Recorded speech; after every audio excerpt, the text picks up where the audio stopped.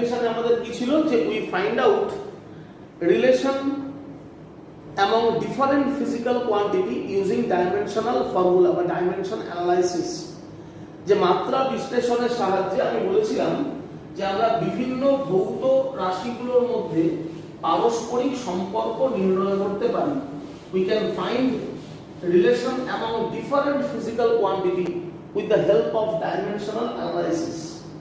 তো এবার এই কাজটা কিভাবে করব সেটা আমাদের শিখতে হবে এবং এটা ভীষণ important, it's very very important পরীক্ষার জন্য। তো প্রথম কোশ্চেন লেখো এই এক্সাম্পলের উপরে, এই অ্যাপ্লিকেশনের দেখো। ধরো তোমাকে এরকম ভাবে কোশ্চেনটা দেবে, লেখো যে আগে বাংলায় লিখে নাও, তারপর আমি ইংরেজি বলছি। যে কোনো বস্তুর ওপর প্রযুক্ত বল, কোনো বস্তুর ওপর প্রযুক্ত বল, পাশে ব্র্যাকেটের মধ্যে লিখবে ক্যাপিটাল এফ। কোনো বস্তুর ওপর প্রযুক্ত বল ব্র্যাকেটে ক্যাপিটাল এফ নির্ভর করে বস্তুর ভর, নির্ভর করে বস্তুর ভর, পাশে ব্র্যাকেটে লেখো স্মল এম, ছোট হাতের এম, এবং ত্বরণ, ত্বরণ ব্র্যাকেটের মধ্যে লেখো ছোট হাতের এ, এ মানে অ্যাক্সেলারেশন, ত্বরণ নির্ভর করে বস্তুটির ভর, ভরের পাশে ব্র্যাকেটের মধ্যে স্মল এম এবং ত্বরণ ব্র্যাকেটে স্মল এ। তারপর লেখো এর উপর, ত্বরণ এর উপর, এর এর এর উপর।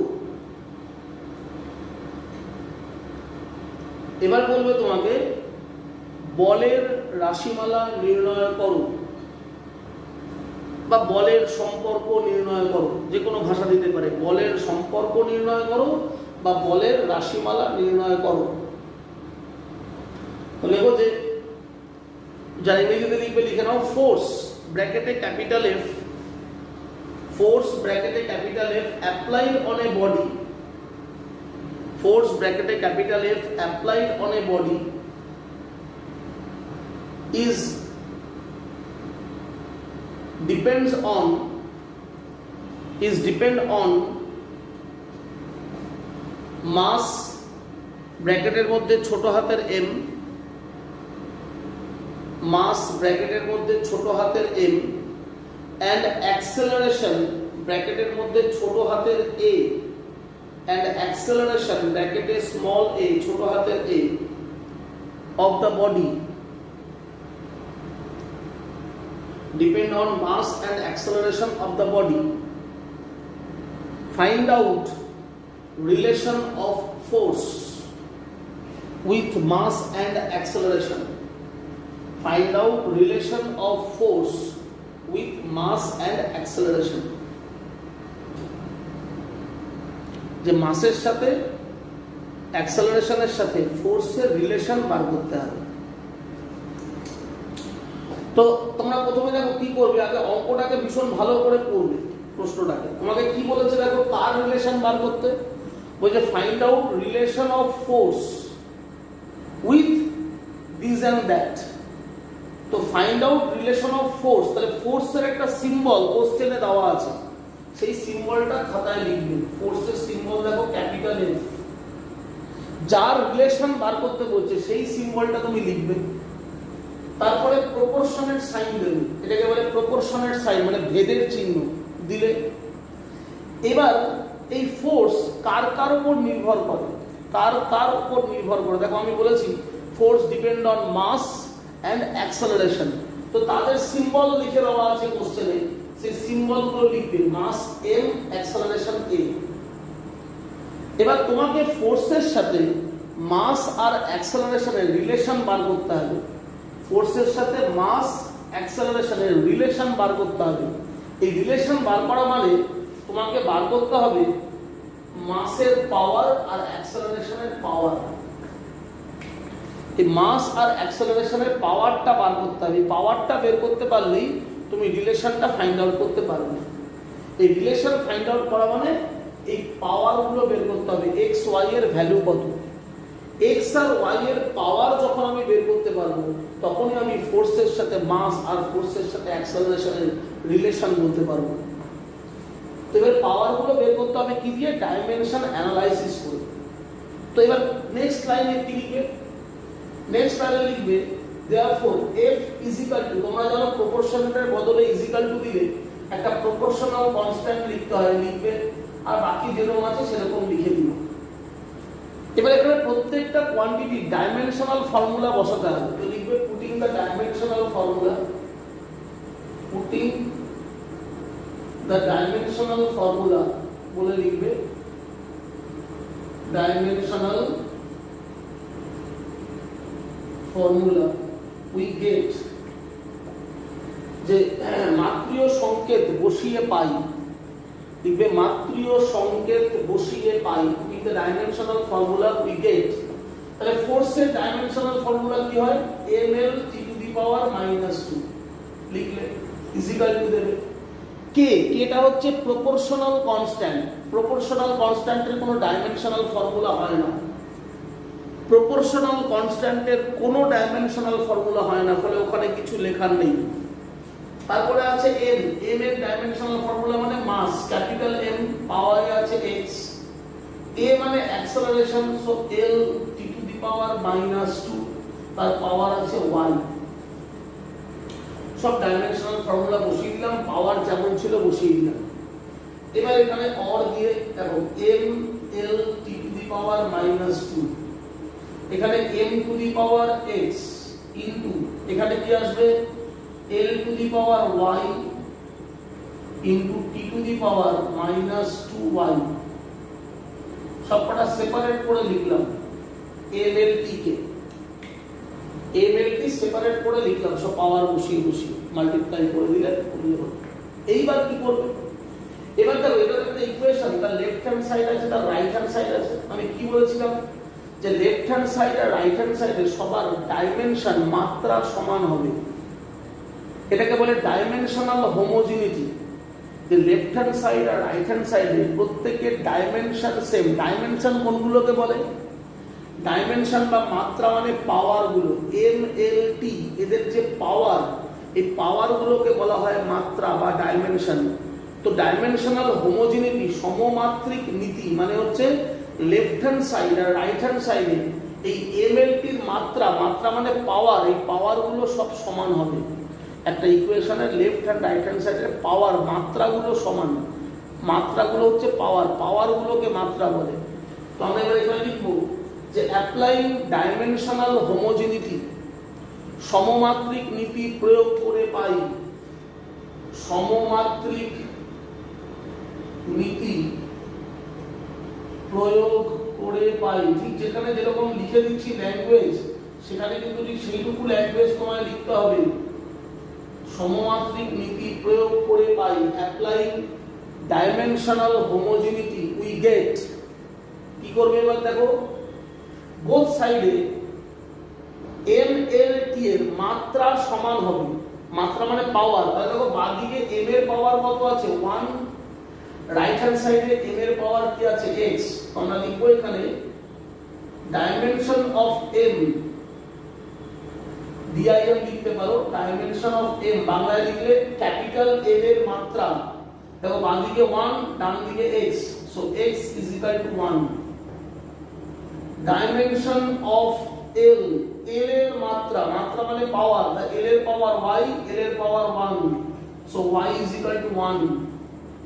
ডাইমেনশন অফ t, t এর মাত্রা, মাত্রা মানে পাওয়ার -2y, এখানে দেখো -2, তাহলে এটা সলভ করলে y is equal to 1 ই চলে আসছে।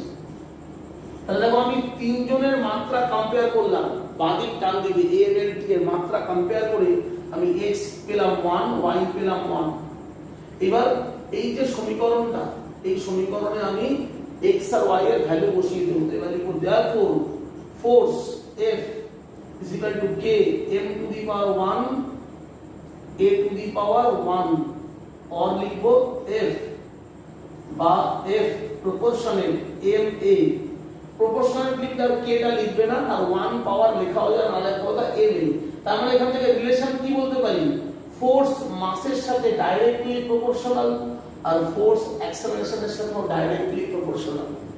এই পাওয়ার 1 চলে আসা মানে তখন আমরা বলবো ডাইরেক্টলি প্রপোর্শনাল, ফোর্স মাসের সাথে সমানুপাতিক, ফোর্স অ্যাক্সেলারেশনের সাথে সমানুপাতিক। This is the required relation, ইহাই হলো প্রয়োজনীয় সম্পর্ক। This is required relation, this is required relation. ঠিক এই প্রসেসটা সবার ক্ষেত্রে ফলো করতে হবে, যাই তোমাকে দেবে সেম প্রসেসে করতে হবে। প্রথমে তুমি ইকুয়েশনটা লিখবে প্রপোর্শনেট দিয়ে, তারপর ইকুয়াল টু দিয়ে একটা কে লিখবে, তারপর সবকটার মাপটা বসাবে, লিখবে putting the dimensional formula we gate, যে প্রত্যেকের মাত্রীয় সংকেত বসিয়ে পাই বলে মাপটা বসালে, তারপরে এমএলটি গুলোকে আলাদা করে দিলেন। এবার সমমাত্রিক নীতি, ডাইমেনশনাল হোমোজিনিটি, এম এর ডাইমেনশনকে সেম করবে, এল এর ডাইমেনশন সেম করবে, টি এর ডাইমেনশনকে সেম করবে, করে এক্স ওয়াই বার করতে হবে। এবার কোথাও কোথাও এক্স ওয়াই কে ফাইন্ড আউট করার জন্য সলভ করতে হবে, কোথাও ডাইরেক্ট বেরিয়ে যাবে, তারপর সেই এক্স ওয়াই এর ভ্যালুগুলো বসিয়ে দিতে হবে। তো এইভাবে আমরা রিলেশন পেয়ে গেলাম between force, mass and acceleration. লেখো নেক্সট কোশ্চেন, লেখো নেক্সট। ধরো তোমায় বলছে যে একটি পেন্ডুলামের, আমরা পেন্ডুলাম নিশ্চয়ই চেনো, একটি পেন্ডুলামের পর্যায়কাল, একটি পেন্ডুলামের পর্যায়কাল বা দোলনকাল একই কথা, স্মল টি ব্র্যাকেটের মধ্যে লিখে রাখো, স্মল টি নির্ভর করে পেন্ডুলামের দৈর্ঘ্য ছোট হাতের এল, ব্র্যাকেটের মধ্যে লিখবে দৈর্ঘ্যের পাশে পেন্ডুলামের দৈর্ঘ্য ছোট হাতের এল, এবং অভিকর্ষজ ত্বরণ, অভিকর্ষজ ত্বরণ ব্র্যাকেটের মধ্যে লিখবে ছোট হাতের জি, অভিকর্ষজ ত্বরণ ছোট হাতের জি এর উপর একটি পেন্ডুলামের পর্যায়কাল টি নির্ভর করে পেন্ডুলামের দৈর্ঘ্য এল এবং অভিকর্ষজ ত্বরণের উপর। তো ইংলিশ ভার্সনে লেখো time period small T, time period পাশে ব্র্যাকেটের মধ্যে লেখো small T of a simple pendulum depend on, time period ব্র্যাকেটের মধ্যে small T of a simple pendulum depend on its length, depend on its length, length হচ্ছে ছোট হাতের L দিয়ে লিখবে পাশে, depend on its length small L ব্র্যাকেটের মধ্যে থাকবে, and acceleration due to gravity ব্র্যাকেটের মধ্যে small G, acceleration due to gravity ব্র্যাকেটের মধ্যে স্মল জি। তাহলে time period small T of a simple pendulum depends on length small L and acceleration due to gravity small g.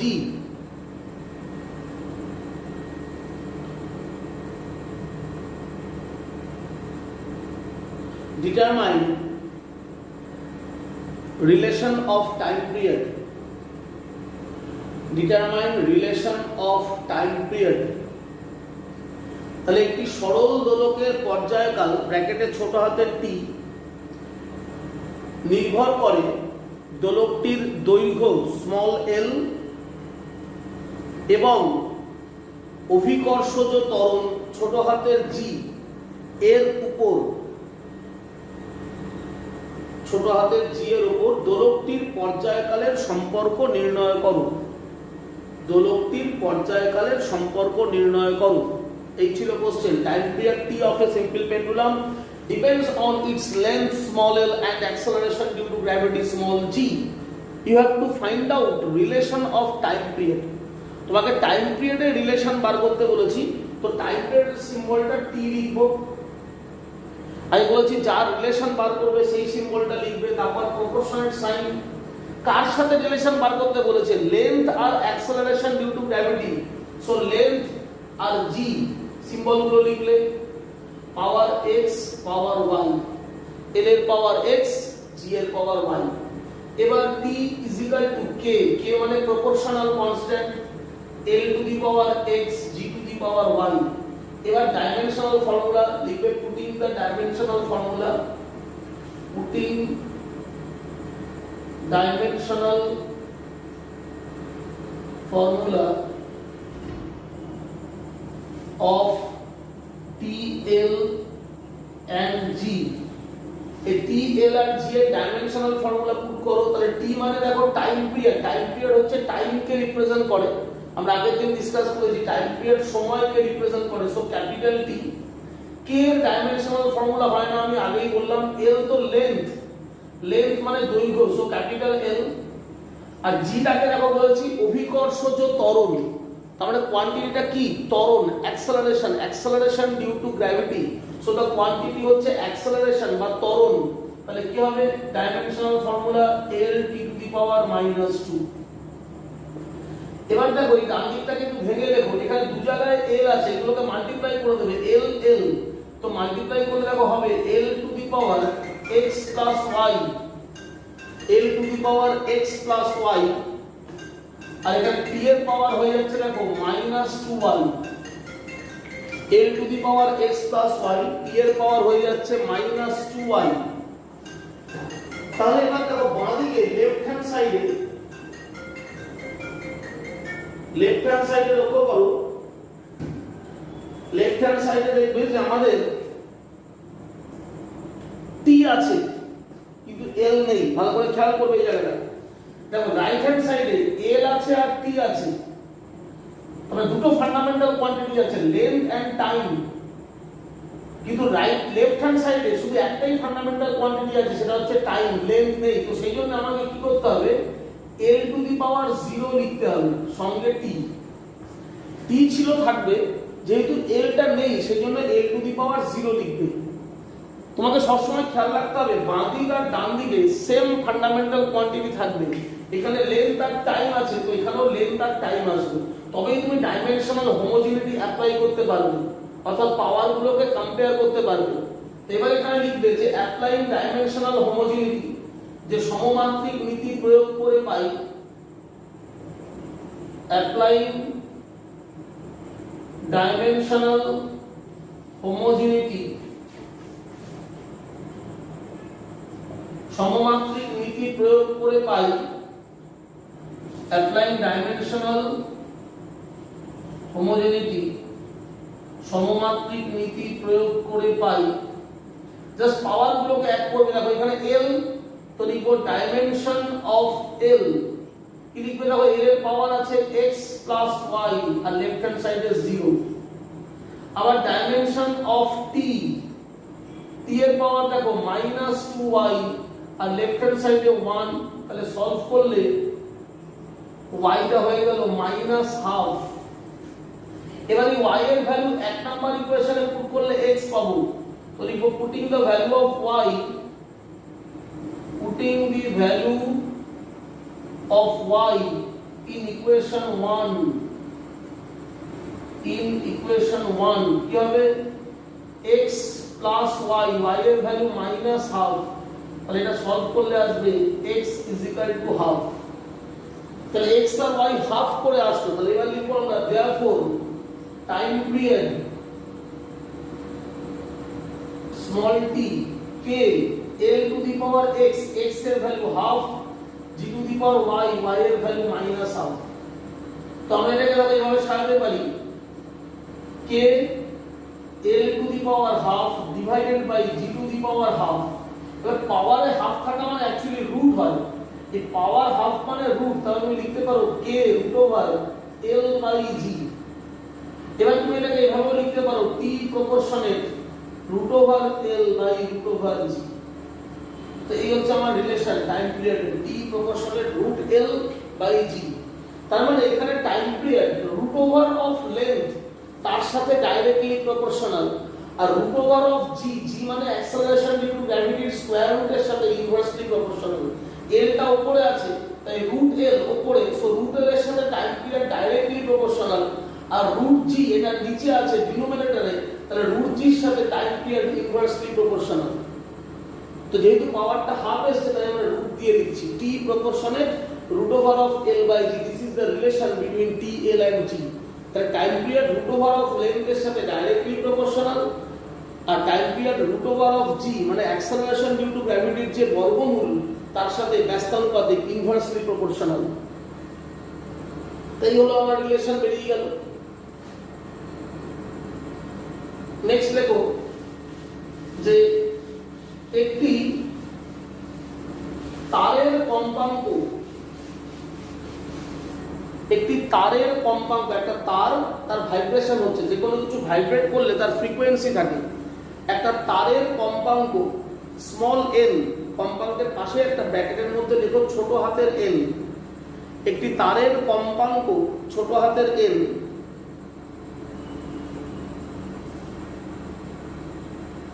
তারের দৈর্ঘ্য এল, ছোট হাতের এল লিখবে, তারের দৈর্ঘ্য ছোট হাতের এল, কমা তারের টান, তারের টান পাশে ব্র্যাকেটের মধ্যে লেখো ক্যাপিটাল টি, তারের টান ব্র্যাকেটের মধ্যে ক্যাপিটাল টি,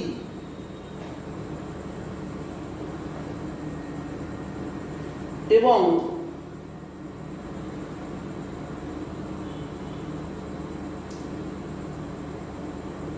একক দৈর্ঘ্যের ভর, এবং একক দৈর্ঘ্যের ভর পাশে ব্র্যাকেটের মধ্যে ছোট হাতের এম এর উপর নির্ভরশীল, একক দৈর্ঘ্যের ভর ব্র্যাকেটের মধ্যে ছোট হাতের এম এর উপর নির্ভরশীল কম্পাঙ্কের রাশিমালা নির্ণয় করো। কম্পাঙ্কের রাশিমালা নির্ণয় করো। তো দেখো ফ্রিকোয়েন্সি অফ এ স্ট্রিং, ফ্রিকোয়েন্সির পাশে স্মল এন লিখে দেবে, ছোট হাতের N. Frequency of a string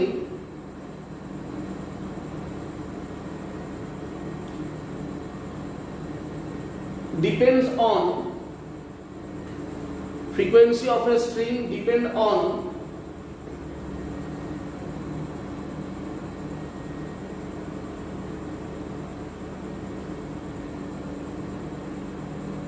length small l, comma tension capital T, টেনশনের পাশে ব্র্যাকেটে লিখবে capital T, and mass per unit length small m, mass per unit length small m of the string, of this string determine relation of frequency, determine relation of frequency। তাহলে তোমাকে frequency মানে কম্পাঙ্কের ফর্মুলাটা বার করতে হবে রিলেশনে। তাহলে কম্পাঙ্কের সিম্বল কি দেওয়া হয়েছে এন, তাহলে তুমি এন লিখবে আগে কম্পাঙ্কের সিম্বল। এবার প্রপোর্শনের সাইন দেখো কি বলেছি, একটা তারের কম্পাঙ্ক frequency of a string depend on তারের দৈর্ঘ্য লেন্থ, লেন্থ লেন্থকে কি দিয়ে রিপ্রেজেন্ট করেছি স্মল এল, তাহলে লেন্থ লেখো। নেক্সট বলেছি টেনশন, তারের টান টেনশন ক্যাপিটাল টি, তারপরে বলেছি মাস পার ইউনিট লেন্থ যার সিম্বল দিয়েছি স্মল এল। তো প্রত্যেকটা সিম্বল লিখলে। এবার এখানে তিনটে কোয়ান্টিটি আছে, তাহলে পাওয়ার এক্স ওয়াই জেড। তাহলে frequency of a string depends on length tension and mass per unit length. একটা তারের কম্পাঙ্ক নির্ভর করে দৈর্ঘ্য, তারের টান আর একক দৈর্ঘ্যের ভরের উপর। তোমাকে ফ্রিকোয়েন্সি রিলেশন বার করতে হবে। এবার তুমি কি লিখবে, frequency n is equal two, এখানে k লিখে l to the power x, t to the power y, n two the power z। তো এবার এটা সব ডাইমেনশনাল ফর্মুলা বসাবো, এটা লিখে নিও, আমি আর লিখছি না। যে putting the dimensional formula we get, এবার ডাইমেনশনাল ফর্মুলা গুলো বসাবো। দেখো frequency, frequency dimensional formula t to the power -1, frequency dimensional formula t to the power -1 লিখলে। k এর কোনো ডাইমেনশনাল ফর্মুলা হয় না, l, l হচ্ছে লেন্থ, সো ক্যাপিটাল L। এইবার খুব ভালো করে খেয়াল করো, দেখো t বলেছি টেনশন, টেনশন কি খুব ভালোভাবে খেয়াল করবে। টেনশন কথাটার মানে হচ্ছে ফোর্স, টেনশন মানে ফোর্স, ফোর্স মানে dimension ml t to the power minus 2। Tension মানে ফোর্স। তুমি যখন কোনো স্ট্রিং মানে কোনো তারের উপরে বা কোনো দড়ির উপরে যদি ফোর্স অ্যাপ্লাই করো, বল প্রয়োগ করো, তখন সেটাকে বলা হয় tension. when we apply force on a string or on a rope then the force is called tension। তো tension is a kind of force। তাহলে dimensional formula ml t to the power minus 2 power হবে y। এবার m, mটা কি? m ছিল mass per unit length. m represent করে mass per unit length, এটা ছিল আমার m। তো মাস পার ইউনিট লেন্থ যেটা স্মল m রিপ্রেজেন্ট করে তার ডাইমেনশন কি হবে? মাস বাই লেন্থ, মানে m বাই l। যদি শুধু মাস বলতাম তাহলে m হতো, কিন্তু বলেছি দেখো মাস পার ইউনিট লেন্থ, একক দৈর্ঘ্যের ভর। যেহেতু একক দৈর্ঘ্যের ভর সেজন্য মাসকে লেন্থ দিয়ে ডিভাইড করতে হবে। So capital M by L, তাহলে হবে ml to the power minus 1। তাহলে mass per unit length, that means mass by length, so ml to the power minus 1 হবে ডাইমেনশনাল ফর্মুলা। আর পাওয়ার z। এবার এখানে দেখো লেফট হ্যান্ড সাইডে m to the power 0 l to the power 0 লিখবে। যেহেতু এখানে ml নেই সেই জন্য m to the power 0 l to the power 0। এবার এখানে দেখো ফার্স্টে m, প্রত্যেকটাকে সেপারেট করব। m দেখো m এখানে আছে আবার এখানে আছে, দুটো m কে মাল্টিপ্লাই করবে, তাহলে পাওয়ারটা হবে y plus z। Next l, l দেখো এই একটা আছে, এখানে l আছে আবার এইখানে l আছে, তাহলে l এর পাওয়ার x, এখানে l এর পাওয়ার y আর এখানে l এর power minus z। Next t, t দেখো এখানে মাইনাস 2, আর কোথাও t নেই, তাহলে মাইনাস 2y হবে। তাহলে m l t সব সেপারেট করে দেবো মাল্টিপ্লাই করে। m l t, যখন m l t কে মাল্টিপ্লাই করবে পাওয়ার গুলো সব যোগ করতে হবে। এবার তুমি ডাইমেনশনাল হোমোজেনিটি অ্যাপ্লাই করবে, সমমাত্রিক নীতি। ডাইমেনশনাল হোমোজেনিটি, সমমাত্রিক নীতি তুমি প্রয়োগ করবে। তাহলে দেখো কি লিখতে বলেছিলাম, ডাইমেনশন অফ m, তো m এর মাত্রা মানে পাওয়ার কি আছে y প্লাস z, আর বাঁদিকে দেখো m এর পাওয়ার 0, তো এটা ইকুয়েশন 1। ডাইমেনশন অফ l, দেখো l এর পাওয়ার কি আছে x plus y minus z, তাহলে x plus y minus z, আর লেফট হ্যান্ড সাইডে দেখো 0। আর ডাইমেনশন অফ t, t এর পাওয়ার আছে দেখো মাইনাস 2y আর এখানে মাইনাস 1, এবং এটাকে সলভ করলে আমি পাচ্ছি y is equal to half। এবার তুমি দেখো y এর ভ্যালু যদি 1 নম্বর ইকুয়েশনে বসাও, সো ফ্রম ইকুয়েশন 1 এই y এর ভ্যালু 1 নম্বর ইকুয়েশনে বসালে তুমি দেখো z চলে আসবে মাইনাস হাফ। এই সলভ তুমি করে নেবে, y এর ভ্যালু এখানে বসালে z আসবে মাইনাস হাফ। এবার y পেয়ে গেছো, z পেয়ে গেছো, তাহলে 2 নম্বর ইকুয়েশনে চলে আসো, y আর z পুট করো, তাহলে x পাবে। তাহলে ফ্রম ইকুয়েশন 2, ইকুয়েশন 2 তে যদি আমি y এর জায়গায় হাফ আর z এর জায়গায় মাইনাস হাফ করি তাহলে x আসবে মাইনাস 1। তো আমরা সলভ করে y এর ভ্যালু বসিয়ে z, z y এর ভ্যালু বসিয়ে x ফাইন্ড আউট করে নিলাম। এবার আমরা লিখব তাহলে देयरफॉर ফ্রিকোয়েন্সি মানে কম্পাঙ্ক, ফ্রিকোয়েন্সি হবে k l to the power দেখো x আছে, তো x কত এসেছে minus 1, t to the power y, y দেখো এসেছে হাফ, আর m to the power minus half. এটাকে সাজিয়ে লিখতে হবে k বাই l, আর এই t to the power half by m to the power minus হাফটা নিচে চলে গেল, মাইনাস হাফটা নিচে করে দাও, তাহলে m to the power half হবে। তাহলে এটাকে রুটের মধ্যে লিখতে পারো তুমি, আর এটা হয়ে যাবে k by l root over t by m। তাহলে n ইকুয়াল টু হয়ে গেল, তাহলে n প্রপোর্শনেট দিয়ে লিখবে, আর k টা লিখবে না, তখন 1 বাই l লিখবে root over t by m। k টা তখন হবে না 1 বাই l হয়ে যাবে। তো জাস্ট আমি ফ্রিকোয়েন্সি রিলেশন ফাইন্ড আউট করে দিলাম। তো লেখো r ব্যাসার্ধের, ছোট হাতের r ব্যাসার্ধের একটি লোহার বল ইটা সান্দ্রতাঙ্ক বিশিষ্ট, ইটা এই সিম্বলটার নাম হচ্ছে ইটা, ইটা সান্দ্রতাঙ্ক বিশিষ্ট কোন তরলের মধ্যে ইটা সান্দ্রতাঙ্ক বিশিষ্ট কোনো তরলের মধ্যে ভি প্রান্তীয় বেগে গতিশীল থাকলে বলটির ওপর ক্রিয়াশীল সান্দ্রতাজনিত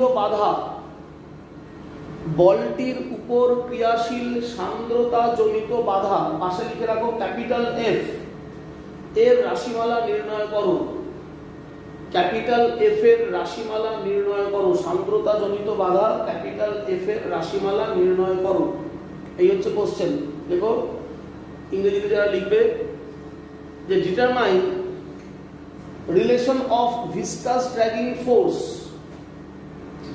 determine relation of viscous dragging force capital F when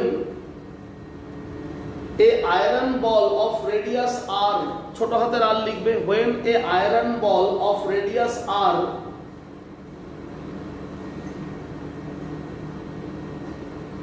move in a liquid of coefficient of viscosity eta, move in a liquid of coefficient of viscosity eta, মানে এই সিম্বলটা দেবে, coefficient of viscosity eta, this symbol is called eta, with terminal velocity v,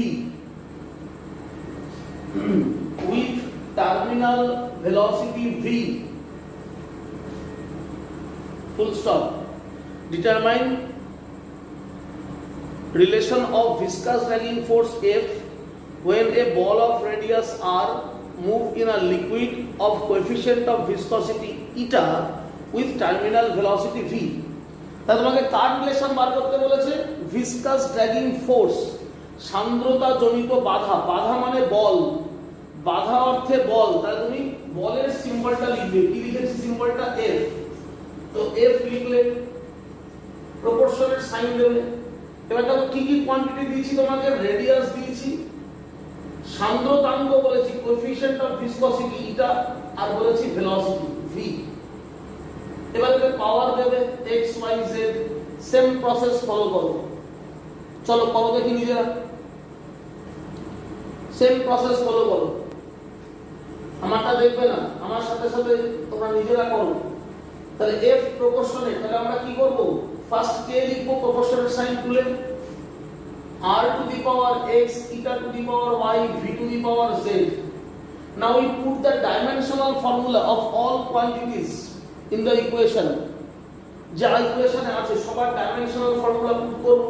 তাহলে f এর dimensional formula ml t to the power -2, k এর dimensional formula আমরা জানি না, তো r হচ্ছে রেডিয়াস মানে l, eta coefficient of viscosity. দেখো আমরা আগের দিনের ক্লাসে পড়িয়ে দিয়েছিলাম তোমাদের, coefficient of viscosity m l to the power -1 t to the power -1 হয়। এটা দেখবে খাতায় পড়ানো আছে গত দিনের ক্লাসে। ভিটা কি ছিল? প্রান্তীয় বেগ, terminal velocity. So the quantity velocity মানে l t to the power -1, পাওয়ারটা z হবে। এবার জাস্ট আমাদের একটু সাজিয়ে নেওয়া, ml t to the power -2, এখানে দেখো m তার পাওয়ার আসবে y, l এর পাওয়ার দেখো x -y plus z, t হচ্ছে এখানে -y - z। এবার আমরা যে কথাটা লিখেছিলাম dimensional homogeneity, applying dimensional homogeneity, কথাটা এখানে লিখবে। লিখে এবার দেখো আমরা কি লিখবো, যে ডাইমেনশন অফ m, দেখো m এর পাওয়ার y আর বাঁদিকে m এর পাওয়ার 1, সো একটা ইকুয়েশন। ডাইমেনশন অফ l, দেখো পাওয়ার আছে x - y প্লাস z আর এখানে 1। Dimension of t, -y - z, left hand সাইডে আছে -2, এটা 3 নাম্বার ইকুয়েশন। এবার এটা সলভ করো। y এর ভ্যালু তো 1 দেখতেই পাচ্ছ, তো y এর ভ্যালু যদি ইকুয়েশন 3 তে তুমি 1 পুট করো, y এর ভ্যালু 1, তাহলে -1টা এদিকে গেলে +1 হবে। তাহলে দেখো -1 চলে আসছে, z হবে 1, তো সলভ করে নেবে। তো তো সলভিং আমাদের y তো 1 এসছে, এখানে y 1 চলেই এসছে। এবার y এর ভ্যালু ইকুয়েশন 3 তে পুট করলে z আসবে 1, আর 2 নম্বর ইকুয়েশন থেকে তুমি x এর ভ্যালুও পাবে 1। জাস্ট সলভ করবে, y এর ভ্যালু এখানে বসাও, তাহলে z পাবে, y আর z এর ভ্যালু ইকুয়েশন 2 তে পুট করবে, x এর ভ্যালু বেরিয়ে যাবে। সলভটা তোমায় করতে হবে। So solving we get y z x all are 1। তাহলে আমি কি লিখব, therefore f is equal to k r eta v, সবার পাওয়ার তো 1, 1 লেখা না লেখাও সমান, 1 আর তো লিখে না, তুমি লিখবে r eta v বা f proportional r eta v, that is your answer। তাহলে ফোর্সটা সবার সাথে ডাইরেক্টলি প্রপোর্শনাল।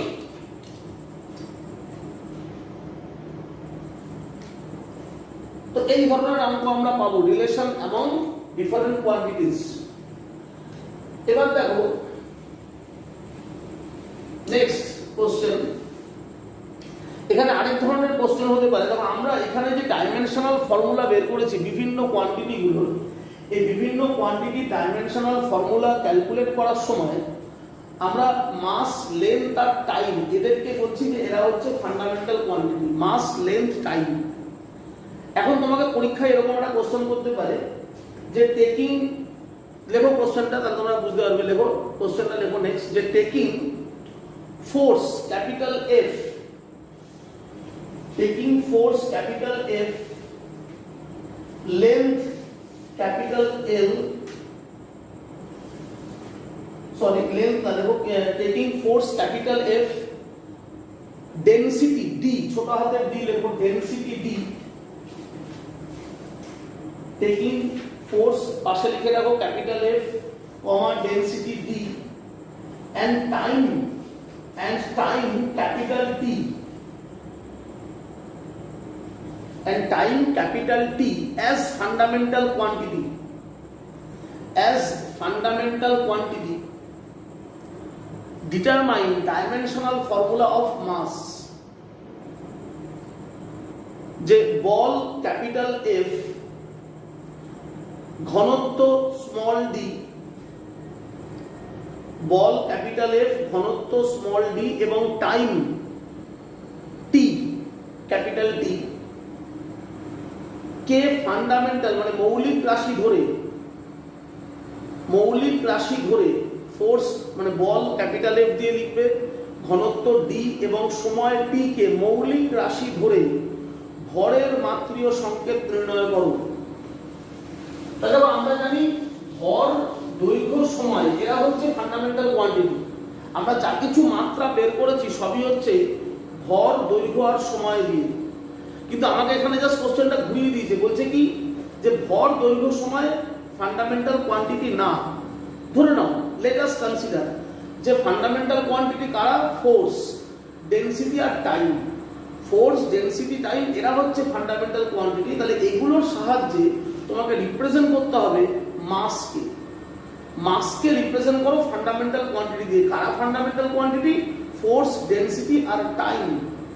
তাহলে আমরা কিভাবে বার করবো মাসের ডাইমেনশনাল ফর্মুলা? তো দেখো আমরা কি লিখবো, আমরা লিখবো, দেখো আমাদের কার ডাইমেনশনাল ফর্মুলা বের করতে বলেছে, মাসের।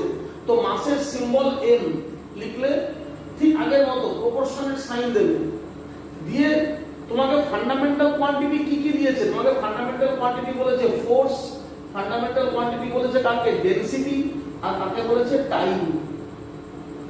ফোর্স, ডেনসিটি, টাইম এদেরকে বলেছে তোমার ফান্ডামেন্টাল কোয়ান্টিটি। এবার এই ফান্ডামেন্টাল কোয়ান্টিটি গুলোর পাওয়ার ধরবে, ঠিক same process x y z। তোমাকে মাসকে রিপ্রেজেন্ট করতে হবে ফোর্স, ডেনসিটি আর টাইম দিয়ে। এরা হচ্ছে ফান্ডামেন্টাল কোয়ান্টিটি। তাহলে তুমি এইভাবে সাজাবে, মাস প্রপোর্শনে f to the power x, d to the power y আর t to the power z। এবার জাস্ট প্রত্যেকে ডাইমেনশনাল ফর্মুলা বসাবে, যে ডাইমেনশনাল ফর্মুলা তোমরা পড়েছো, প্রত্যেকে ডাইমেনশনাল ফর্মুলা বসাবে। দেখো মাসের ডাইমেনশনাল ফর্মুলা m। যখন ডাইমেনশনাল ফর্মুলা বসাবে এখানে ইকুয়াল টু দেবে, প্রপোর্শনের সাইনটা আর দেবে না। ইকুয়াল টু দিলে f, f মানে ফোর্স, ফোর্সের dimensional formula ml to the power -2। d হচ্ছে ডেনসিটি, ডেনসিটির formula ml to the power -3। t হচ্ছে টাইম, টাইমটা তো t থাকবে, তো z।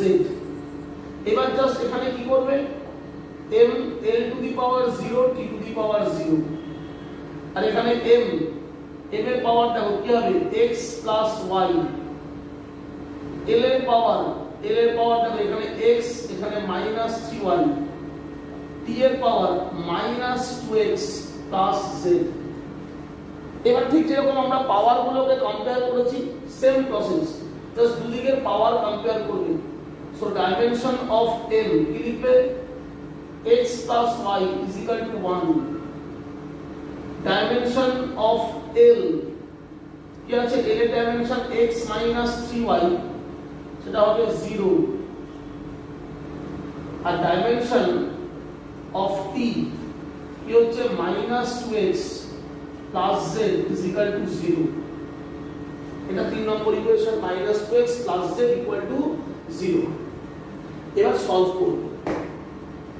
তুমি দেখো আমি যদি 1 আর 2 কে মাইনাস করে দিই, এই যে 1 আর 2 মাইনাস করো তাহলে x কেটে যাবে, তাহলে 4y is equal to আসবে 1, 1 থেকে 2 মাইনাস করছো তাহলে x কাটবে, তাহলে 4y is equal to 1, তাহলে y হয়ে গেল 1/4।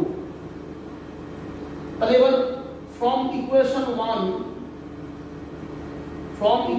1 দেখো x plus y, y টা 1/4, রাইট হ্যান্ড সাইডে 1 আছে, তাহলে x এর ভ্যালু কত হচ্ছে 1 minus 1/4, তার মানে 3/4, তাহলে x বেরিয়ে গেল, y বেরিয়ে গেল। এবার from equation 3 দেখো কি হচ্ছে minus 2x plus z is equal to 0, তাহলে z is equal to হবে 2x, therefore 2x এর ভ্যালু কত 3/4, so 3/2। তাহলে সবার ভ্যালু পেয়ে গেলে, তাহলে এবার তুমি লিখবে therefore dimension of mass is equal to dimension of mass বা মাসের সিম্বলটাও লিখতে পারো m, কি হবে দেখো এখানে f to the power x, তো তুমি f লিখবে, x এর ভ্যালু বসাবে, x এর ভ্যালু 3/4, তো x এর ভ্যালু 3/4, d ডেনসিটি পাওয়ারে আছে y, দেখো y হাফ, আর t এর পাওয়ার z হচ্ছে 3/2, তো দ্যাট ইজ ইওর অ্যানসার। তো এইভাবে আমরা লিখবো ডাইমেনশন অফ মাস। তো জাস্ট কিছু না, সেম আগের অঙ্কটা যে প্রসেসে করেছি রিলেশন বার করার অঙ্ক, এটাও ঠিক সেম প্রসেস, যে আমাকে একটা ফান্ডামেন্টাল কোয়ান্টিটি দিয়ে দিচ্ছে তিনখানা, যে অমুক অমুক অমুক এরা হচ্ছে ফান্ডামেন্টাল কোয়ান্টিটি। তিনটে কোয়ান্টিটি সবসময় তোমায় বলবে যে এদেরকে তুমি ফান্ডামেন্টাল কোয়ান্টিটি ধরে এবার বললো মাস কিংবা লেন্থ কিংবা হোয়াট এভার মেবি যে কোনো একটা কোয়ান্টিটি, তার ডাইমেনশনাল ফর্মুলা বের করো। তো তুমি যার ডাইমেনশনাল ফর্মুলা বের করতে বলছে সেটাকে বাঁদিকে লিখবে, লিখে এবার যাদেরকে ফান্ডামেন্টাল কোয়ান্টিটি হিসেবে ট্রিট করতে বলেছে তাদেরকে রাইট হ্যান্ড সাইডে বসাবে, বসিয়ে পাওয়ার ধরে নেবে x y z। এবার সিম্পল প্রত্যেকটা কোয়ান্টিটি যাদের কথা এখানে বলা আছে তাদের ডাইমেনশনাল ফর্মুলা বসাবে, বসিয়ে পাওয়ারটা সলভ করবে x y z, তারপর জাস্ট এখানে x y z এর ভ্যালু বসিয়ে দেবে, দিলেই তোমার যেটা আসবে সেটাই হচ্ছে তোমার ডাইমেনশনাল ফর্মুলা হবে, অর্থাৎ এটাই তোমার রিকোয়ার্ড অ্যান্সার। তাহলে এই হচ্ছে আমাদের ডাইমেনশনাল ফর্মুলার বিভিন্ন রকমের অঙ্ক আমরা পেয়ে গেলাম। এবার দেখো ডাইমেনশনাল ফর্মুলার কতগুলো ত্রুটি আছে, এই যে আমরা কাজটা করছি এখানে কতগুলো ত্রুটি আছে। তোমাকে কিছু বলতে পারে যে write down the limitations of dimensional analysis, যে মাত্রা বিশ্লেষণের কিছু ত্রুটি তুমি বলো, কিছু লিমিটেশন বলো। তো লিমিটেশন কি কি দেখো, প্রথম কথা আমরা একদম আগের দিনের ক্লাসে দেখেছিলাম যে আমরা যখন ডাইমেনশনাল ফর্মুলা বার করছিলাম তো এমন বহু ক্ষেত্রে হয়েছে যে দুটো ডিফারেন্ট কোয়ান্টিটি কিন্তু তাদের ডাইমেনশনাল ফর্মুলা সেম। যেমন আমরা দেখো পেয়েছিলাম স্ট্রেস আর প্রেসার, চাপ আর পীড়ন, তাদের ডাইমেনশনাল ফর্মুলা সেম। বা আমরা দেখো পেয়েছিলাম স্পিড আর ভেলোসিটি, তাদের ডাইমেনশনাল ফর্মুলা সেম। তার মানে আমি ডাইমেনশনাল ফর্মুলা থেকে একটা কোয়ান্টিটিকে আইডেন্টিফাই করতে পারি না। ধরো আমি যদি তোমাকে লিখে দিই dimensional formula m l to the power -1 t to the power -2 দিয়ে বলি এটা কোন কোয়ান্টিটি, কেউ লিখবে প্রেসার, কেউ লিখবে স্ট্রেস, বোথ আর কারেক্ট। তাহলে ডাইমেনশনাল ফর্মুলা থেকে আমরা একটা কোয়ান্টিটিকে আইডেন্টিফাই করতে পারছি না, কারণ এমন বহু কোয়ান্টিটি আছে যারা সেপারেট কোয়ান্টিটি কিন্তু তাদের ডাইমেনশনাল ফর্মুলা সেম। তাহলে এটা একটা লিমিটেশন। 2 নম্বর লিমিটেশন কি? ডাইমেনশনাল ফর্মুলা থেকে আমরা একটা কোয়ান্টিটি স্কেলার না ভেক্টর সেটাকে জাস্টিফাই করতে পারি না। যে ডাইমেনশনাল ফর্মুলা থেকে আমি ইউনিট বার করতে পারি, কিন্তু নেচার অফ দ্য কোয়ান্টিটি, যে কোয়ান্টিটিটা স্কেলার কোয়ান্টিটি না কোয়ান্টিটিটা ভেক্টর কোয়ান্টিটি, এটা তুমি বলতে পারো না। তাহলে নেচার অফ দ্য কোয়ান্টিটিটা বলা যায় না, আমরা খালি ডাইমেনশনাল ফর্মুলা থেকে ইউনিট বলতে পারি। এবং আরেকটা সমস্যা দেখো, আমরা এই যে রিলেশন বার করছি এমন ডিফারেন্ট কোয়ান্টিটিস, লক্ষ্য করবে রিলেশন বার করার সময় আমরা যে পাওয়ারগুলো নিচ্ছি, পাওয়ারগুলো দেখো দুটো নিয়েছিলাম, এক্স ওয়াই, তারপরে যতগুলো অঙ্ক তোমাদের আমি দেখিয়েছি সব জায়গাতেই এক্স ওয়াই জেড। কোনো জায়গায় কিন্তু আমি 4টে আননোন পাওয়ার ইউজ করছি না, কোনো জায়গায় আমি 4টে আননোন পাওয়ার ইউজ করছি না। তো এইটা খুব ইম্পর্টেন্ট কথা, যে যদি তুমি আননোন পাওয়ার 4টে নাও তাহলে তুমি ডাইমেনশন অ্যানালাইসিস করে ওই পাওয়ারগুলোর ম্যাগনিটিউড ফাইন্ড আউট করতে পারবে না। তাহলে যখনই আমরা রিলেশন এবং ডিফারেন্ট ফিজিক্যাল কোয়ান্টিটি ক্যালকুলেট করব, আমাদের আননোন পাওয়ার এক্স ওয়াই জেড ম্যাক্সিমাম 3টে হতে পারে, 4টে কোনোদিনও হওয়া সম্ভব নয়। কারণ দেখো, তুমি যখন ডাইমেনশনাল হোমোজেনিটি করছো, তুমি dimension of M, dimension of L, dimension of T, কটা ইকুয়েশন পাচ্ছ? 3টে। এম এর টি দিয়ে আমরা 3টে ইকুয়েশন পাবো। তো 3টে ইকুয়েশন কখনোই 4টে আননোন সলভ করতে পারে না। 3টে ইকুয়েশন সবসময় 3টে আননোন সলভ করে। সেজন্য আননোন ম্যাক্সিমাম 3টে হতে পারে, এক্স ওয়াই জেড। যখন এই যে আমরা লিখছি এক্স ওয়াই জেড, এখানে কখনো 4টে আননোন থাকতে পারে না। তাহলে আমরা সেই ইকুয়েশনকে সলভ করে অ্যান্সার বার করতে পারবো না, কারণ আমরা dimension of M, dimension of L আর ডাইমেনশন অফ টি সেটাকে আমরা কম্পেয়ার করি বোথ সাইডে ডাইমেনশনাল হোমোজেনিটি। তাহলে 3টে ইকুয়েশন, 3টে আননোন, 3-এর বেশি আননোন হলে আমরা এই প্রসেসে ফলো আপ করতে পারবো না। ফলে তোমাকে এমন কোনো নিউমেরিক্যাল দেবে না যেখানে 4টে আননোন থাকবে, সবসময় দেখবে 3টে আননোন, এক্স ওয়াই জেড। তো এটা একটা আমাদের প্রবলেম, যে 4টে থাকলে হবে না। তো এইগুলো লিমিটেশনের মধ্যে থাকবে। দেখবে তোমাদের বইতে লিমিটেশন অফ ডাইমেনশন অ্যানালাইসিস বলে লেখা আছে, যে লিমিটেশনটা কি। তো লিমিটেশন কিন্তু পরীক্ষায় আসে, যে মাত্রা বিশ্লেষণ পদ্ধতির সীমাবদ্ধতাগুলি লেখো।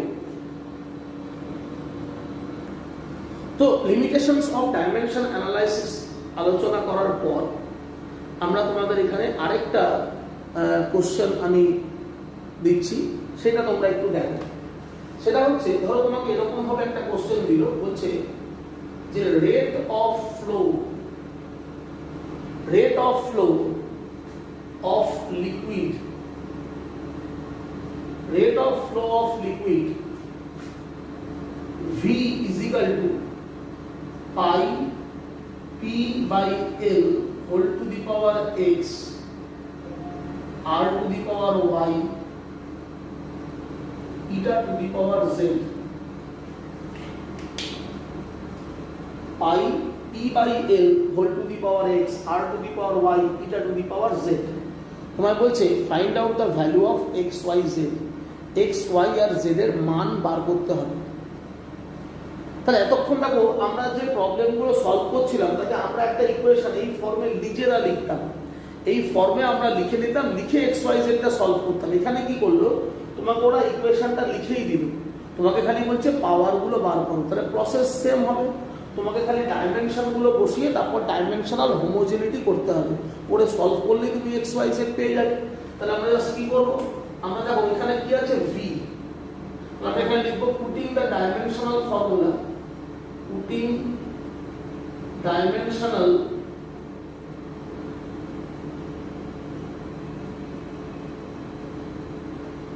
ফর্মুলা। ডাইমেনশনাল ফর্মুলা বসালে দেখো আমার এখানে ভি আছে, ভি মানে rate of flow of liquid. Rate of flow of liquid কে আমরা বাংলায় বলি তরল প্রবাহের হার। তরল প্রবাহের হার বা rate of flow of liquid মানে হচ্ছে প্রবাহিত তরলের আয়তন ডিভাইডেড বাই টাইম, মানে অর্থাৎ প্রতি সেকেন্ডে প্রবাহিত তরলের আয়তনকে বলে rate of flow of liquid. প্রতি সেকেন্ডে প্রবাহিত তরলের আয়তন। তাহলে volume of liquid flow in 1 second is called rate of flow. তাহলে volume of liquid flow in 1 second, that means ভলিউমকে টাইম দিয়ে ডিভাইড করতে হবে। তাহলে ভলিউমকে টাইম দিয়ে ডিভাইড করলে হবে ভলিউম এল কিউব, তাকে ডিভাইড করলে টাইম দিয়ে মানে টি, তাহলে এল কিউব বাই টি। পাইটা তো একটা কনস্ট্যান্ট, এর কোনো ডাইমেনশনাল ফর্মুলা হয় না। তারপর দেখো আছে পি বাই এল, পি মানে প্রেসার। এই সিম্বলগুলো মাথায় রাখবে, পি হচ্ছে প্রেসারকে রিপ্রেজেন্ট করে। তাহলে পি যদি প্রেসার হয় তাহলে প্রেসারের ডাইমেনশনাল ফর্মুলা m এর to the power -1 t to the power -2 আর নিচে l, l মানে লেন্থ, l মানে লেন্থ, তাহলে এটা পাওয়ার x। r, r মানে রেডিয়াস, r সব সময় বোঝায় রেডিয়াসকে, রেডিয়াসও একটা লেন্থ, তো ডাইমেনশনাল ফর্মুলা l হবে। আর ইটা, ইটাটাকে আগে একটা প্রবলেমে লিখেছি, ইটা মানে কোএফিশিয়েন্ট অফ ভিসকসিটি, মানে সান্দ্রতাঙ্ক। কোএফিশিয়েন্ট অফ ভিসকসিটি বা সান্দ্রতাঙ্ক হচ্ছে ইটা। সো এখানে আমরা m l to the power -1 t to the power -1 whole to the power z লিখি। তাহলে জাস্ট আমি প্রত্যেকটা ফিজিক্যাল কোয়ান্টিটি যা যা আছে ইকুয়েশনে প্রত্যেকের ডাইমেনশনাল ফর্মুলা বসিয়ে দিলাম। এবার জাস্ট এটাকে একটু সাজাই, দেখো এটাকে আমরা লিখতে পারি নেক্সট লাইনে l cube t to the power -1। এটাকে একটু দেখো সাজালে হবে m l to the power -2 t to the power -2, m l to the power -2 t to the power -2 whole to the power x। এখানে l to the power y আর এখানে m l to the power -1 t to the power -1 z। এবার দেখো আমার এখানে m to the power 0 একটা লিখতে হবে, এটা তোমাদের শিখিয়েছি আমি আগেই।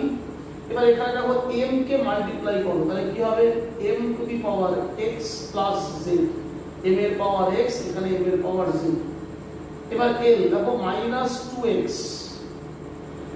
l plus y minus z, t এর পাওয়ার দেখো -2x আর এখানে -z। তো আমি সবার পাওয়ার ক্যালকুলেট করে নিলাম। এবার ডাইমেনশনাল হোমোজেনিটি, সমমাত্রিক নীতি প্রয়োগ করে পাই, লিখতে হয় আমরা জানি অ্যাপ্লাই ডাইমেনশনাল হোমোজেনিটি, সমমাত্রিক নীতি প্রয়োগ করে পাই। তাহলে কি হচ্ছে দেখো x প্লাস z তার সাথে সমান হবে 0। ডাইমেনশন অফ m কে আমরা লিখছি dimension of m x plus z equal to 0, একটা ইকুয়েশন হলো। এবার ডাইমেনশন অফ l কি আছে -2x plus y minus z, তাহলে -2x plus y minus z এর জায়গায় এখানে হবে 3। আর dimension of t -2x minus z, that is -1। এবারে তিনটে ইকুয়েশনকে সলভ করা। তো দেখো সিম্পলি আমরা 1 আর 3 কে অ্যাড করব, 1 আর 3 অ্যাড করো, z ক্যান্সেল হবে, তাহলে এটা হবে -x is equal to -1, therefore x is equal to 1, x is equal to 1। তাহলে এবার x is equal to যখন 1 হলো, তাহলে আমি এবার x এর ভ্যালু এক নম্বর ইকুয়েশনে পুট করি। তাহলে from equation 1 x plus z, তাহলে x এর ভ্যালু 1, x এর জায়গায় 1 বসাও, plus z is equal to 0, so z is equal to -1। তাহলে x পেয়ে গেলাম, z পেয়ে গেলাম। তাহলে এবার x আর z এর ভ্যালু, তো এবার দেখো তাহলে এবার x আর z ফাইন্ড আউট হয়ে গেল। তো x আর z এর ভ্যালু আমি যদি পুট করি ইকুয়েশন 2 তে, then we can find y। তাহলে from equation 2 x এর ভ্যালু কত 1, so -2, x এর value 1, that is -2 into 1 -2। y is unknown, z is -1, so if we put -1 then -1 it become +1। If we put z equal to -1, then -1 is a plus, so we get +1 is equal to 3। এবার দেখো then y is equal to 4, y is equal to 4। তাহলে x y z পেয়ে গেলে, therefore তাহলে আমার answer এসে গেল কি, সো রিকোয়ার্ড অ্যানসার আমাকে x y z বার করতে বলেছে, তাহলে required answer x is equal to 1, y is equal to 4 and z is equal to -1. This is your required answer. তো তোমাকে এইভাবেও একটা কোশ্চেন দিতে পারে, জাস্ট এরকম ভাবে ইকুয়েশন লিখে দিল, লিখে দিয়ে x y z find out করতে বললো, এবং সেক্ষেত্রে তোমাকে এখানে কোন সিম্বলটা কোন কোয়ান্টিটিকে রিপ্রেজেন্ট করে সেটা বলে দেবে। যেমন তোমাকে আমি বলে দিলাম v মানে rate of flow of liquid মানে তরল প্রবাহের হার, p মানে প্রেসার, l মানে লেন্থ, r মানে রেডিয়াস, এটা কোএফিশিয়েন্ট অফ ভিসকসিটি, এগুলো বলা থাকবে। তুমি জাস্ট সেম প্রসেস ফলো করবে যেভাবে আগের অঙ্কগুলো করেছো, X Y Z find out হয়ে যাবে। তো এই হলো আমাদের আজকের ক্লাস। তো তোমরা এই পর্যন্ত খুব ভালো করে করবে। আজকে আমি যা যা তোমাদের শেখালাম, যে অ্যাপ্লিকেশন অফ ডাইমেনশন অ্যানালাইসিস, তিনটে অ্যাপ্লিকেশন করার জন্য আমি কতগুলো জিনিস তোমাদের বলেছি, কিপ ইন মেমোরি, যেগুলো তোমরা মাথায় রাখবে, ওগুলো তোমাকে মনে রেখে সমস্ত অ্যাপ্লিকেশনগুলো করতে হবে। তোমাদের সব রকমের অ্যাপ্লিকেশনের বিভিন্ন রকমের প্রবলেম আমি দেখিয়ে দিলাম, এর বাইরে কোনো প্রবলেম হয় না, আশা করি তোমরা বুঝতে পারলে। এবং তোমাদের যে হোমওয়ার্কটা আমি দেবো এবার, সেই হোমওয়ার্কটা তোমরা করে রাখবে, এবং সেখানে তুমি এই সব রকম প্রবলেম আবার পাবে। তো যেগুলো তোমরা শিখলে, এই কনসেপ্ট, এই যে ধারণা, এই ধারণাগুলোকে নিয়ে তুমি এবার হোমওয়ার্কটা সলভ করবে। সেখানেও দেখবে এরকম টাইপেরই সব অঙ্ক আছে, আমি সব রকম টাইপের প্রবলেম তোমাদের দেখিয়ে দিলাম, এর বাইরে কোনো টাইপ নেই, সব টাইপ দেখানো হয়ে গেছে। শুধু এবার তোমরা জাস্ট সিমিলার টাইপের অঙ্কগুলো হোমওয়ার্কে করবে।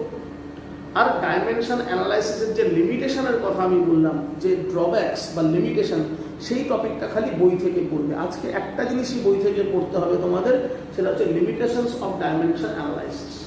আর বাকি যা কিছু আমি পড়েছি সবই ক্লাস নোট খাতায় তোমরা টুকে নিয়েছো, বোর্ড থেকে টুকেছো, এবং আমি মুখে যেগুলো বলেছি সেগুলো খাতায় লিখে নেবে, ল্যাঙ্গুয়েজগুলো, সেই খাতা ধরে সবটা তোমরা পড়বে।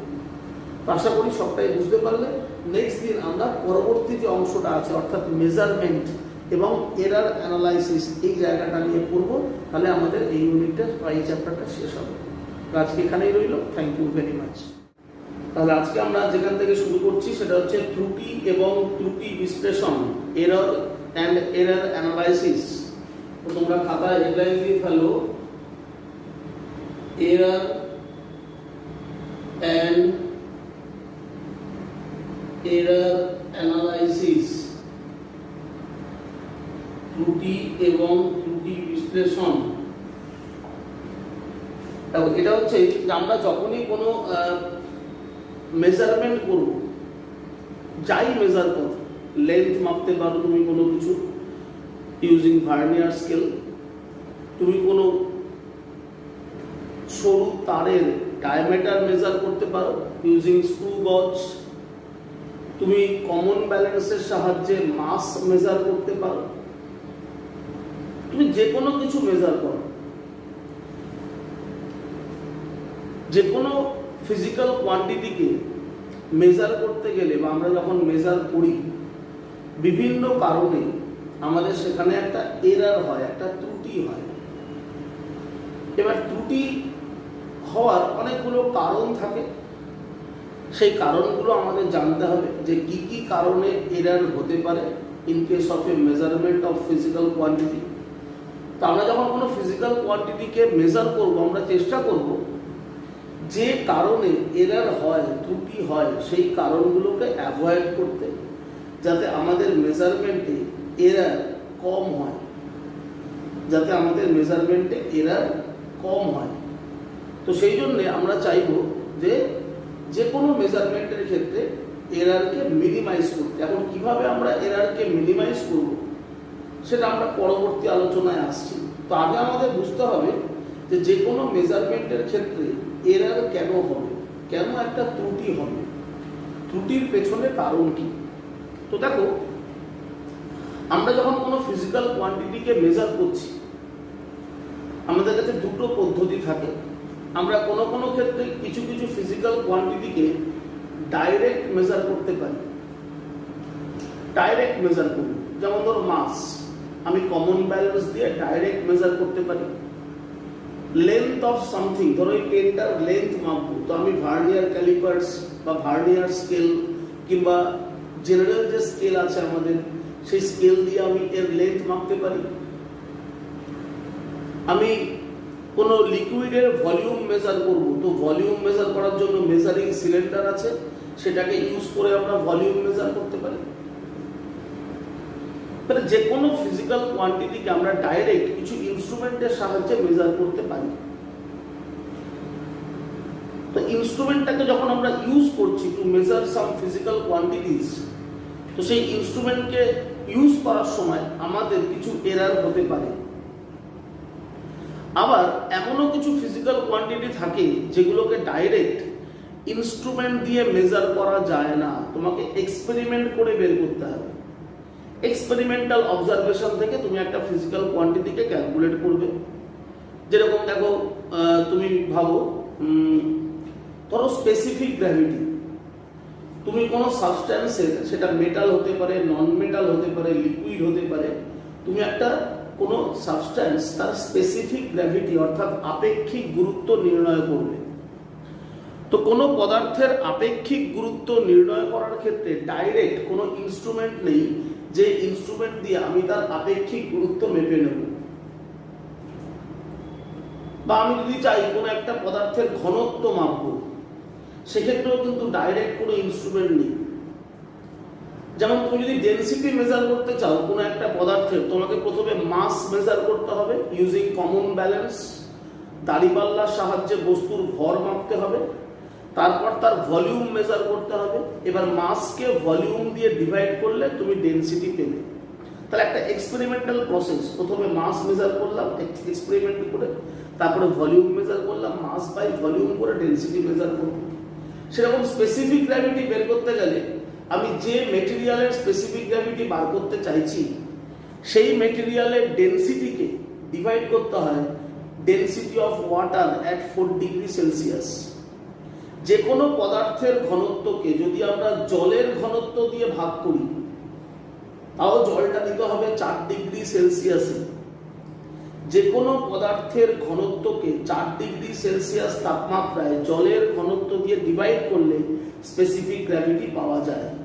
তাই স্পেসিফিক গ্র্যাভিটি হচ্ছে ডেনসিটি অফ এ সাবস্ট্যান্স আর density of water at 4 degree celsius, এর রেশিওকে বলি আমরা স্পেসিফিক গ্র্যাভিটি।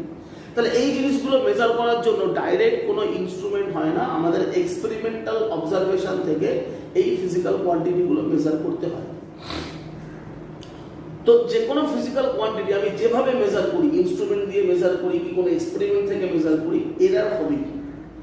এরারকে কোনোভাবে অ্যাভয়েড করা যায় না। আমরা যেটা করতে পারি, এরারকে কমাতে পারি বা এরারকে মিনিমাইজ করতে পারি, কিন্তু এমন কোনো মেজারমেন্ট পসিবল নয় যেখানে এরার হবেই না। এরার সব জায়গাতেই হবে, কোথাও কম কিংবা কোথাও বেশি। তো প্রথমে আমাদের জানতে হবে এই যে এরার, এই ত্রুটি, এটা কয় প্রকারের হয়। তো বেসিক্যালি আমরা বলতে পারি দেয়ার আর 2 টাইপস অফ এরার।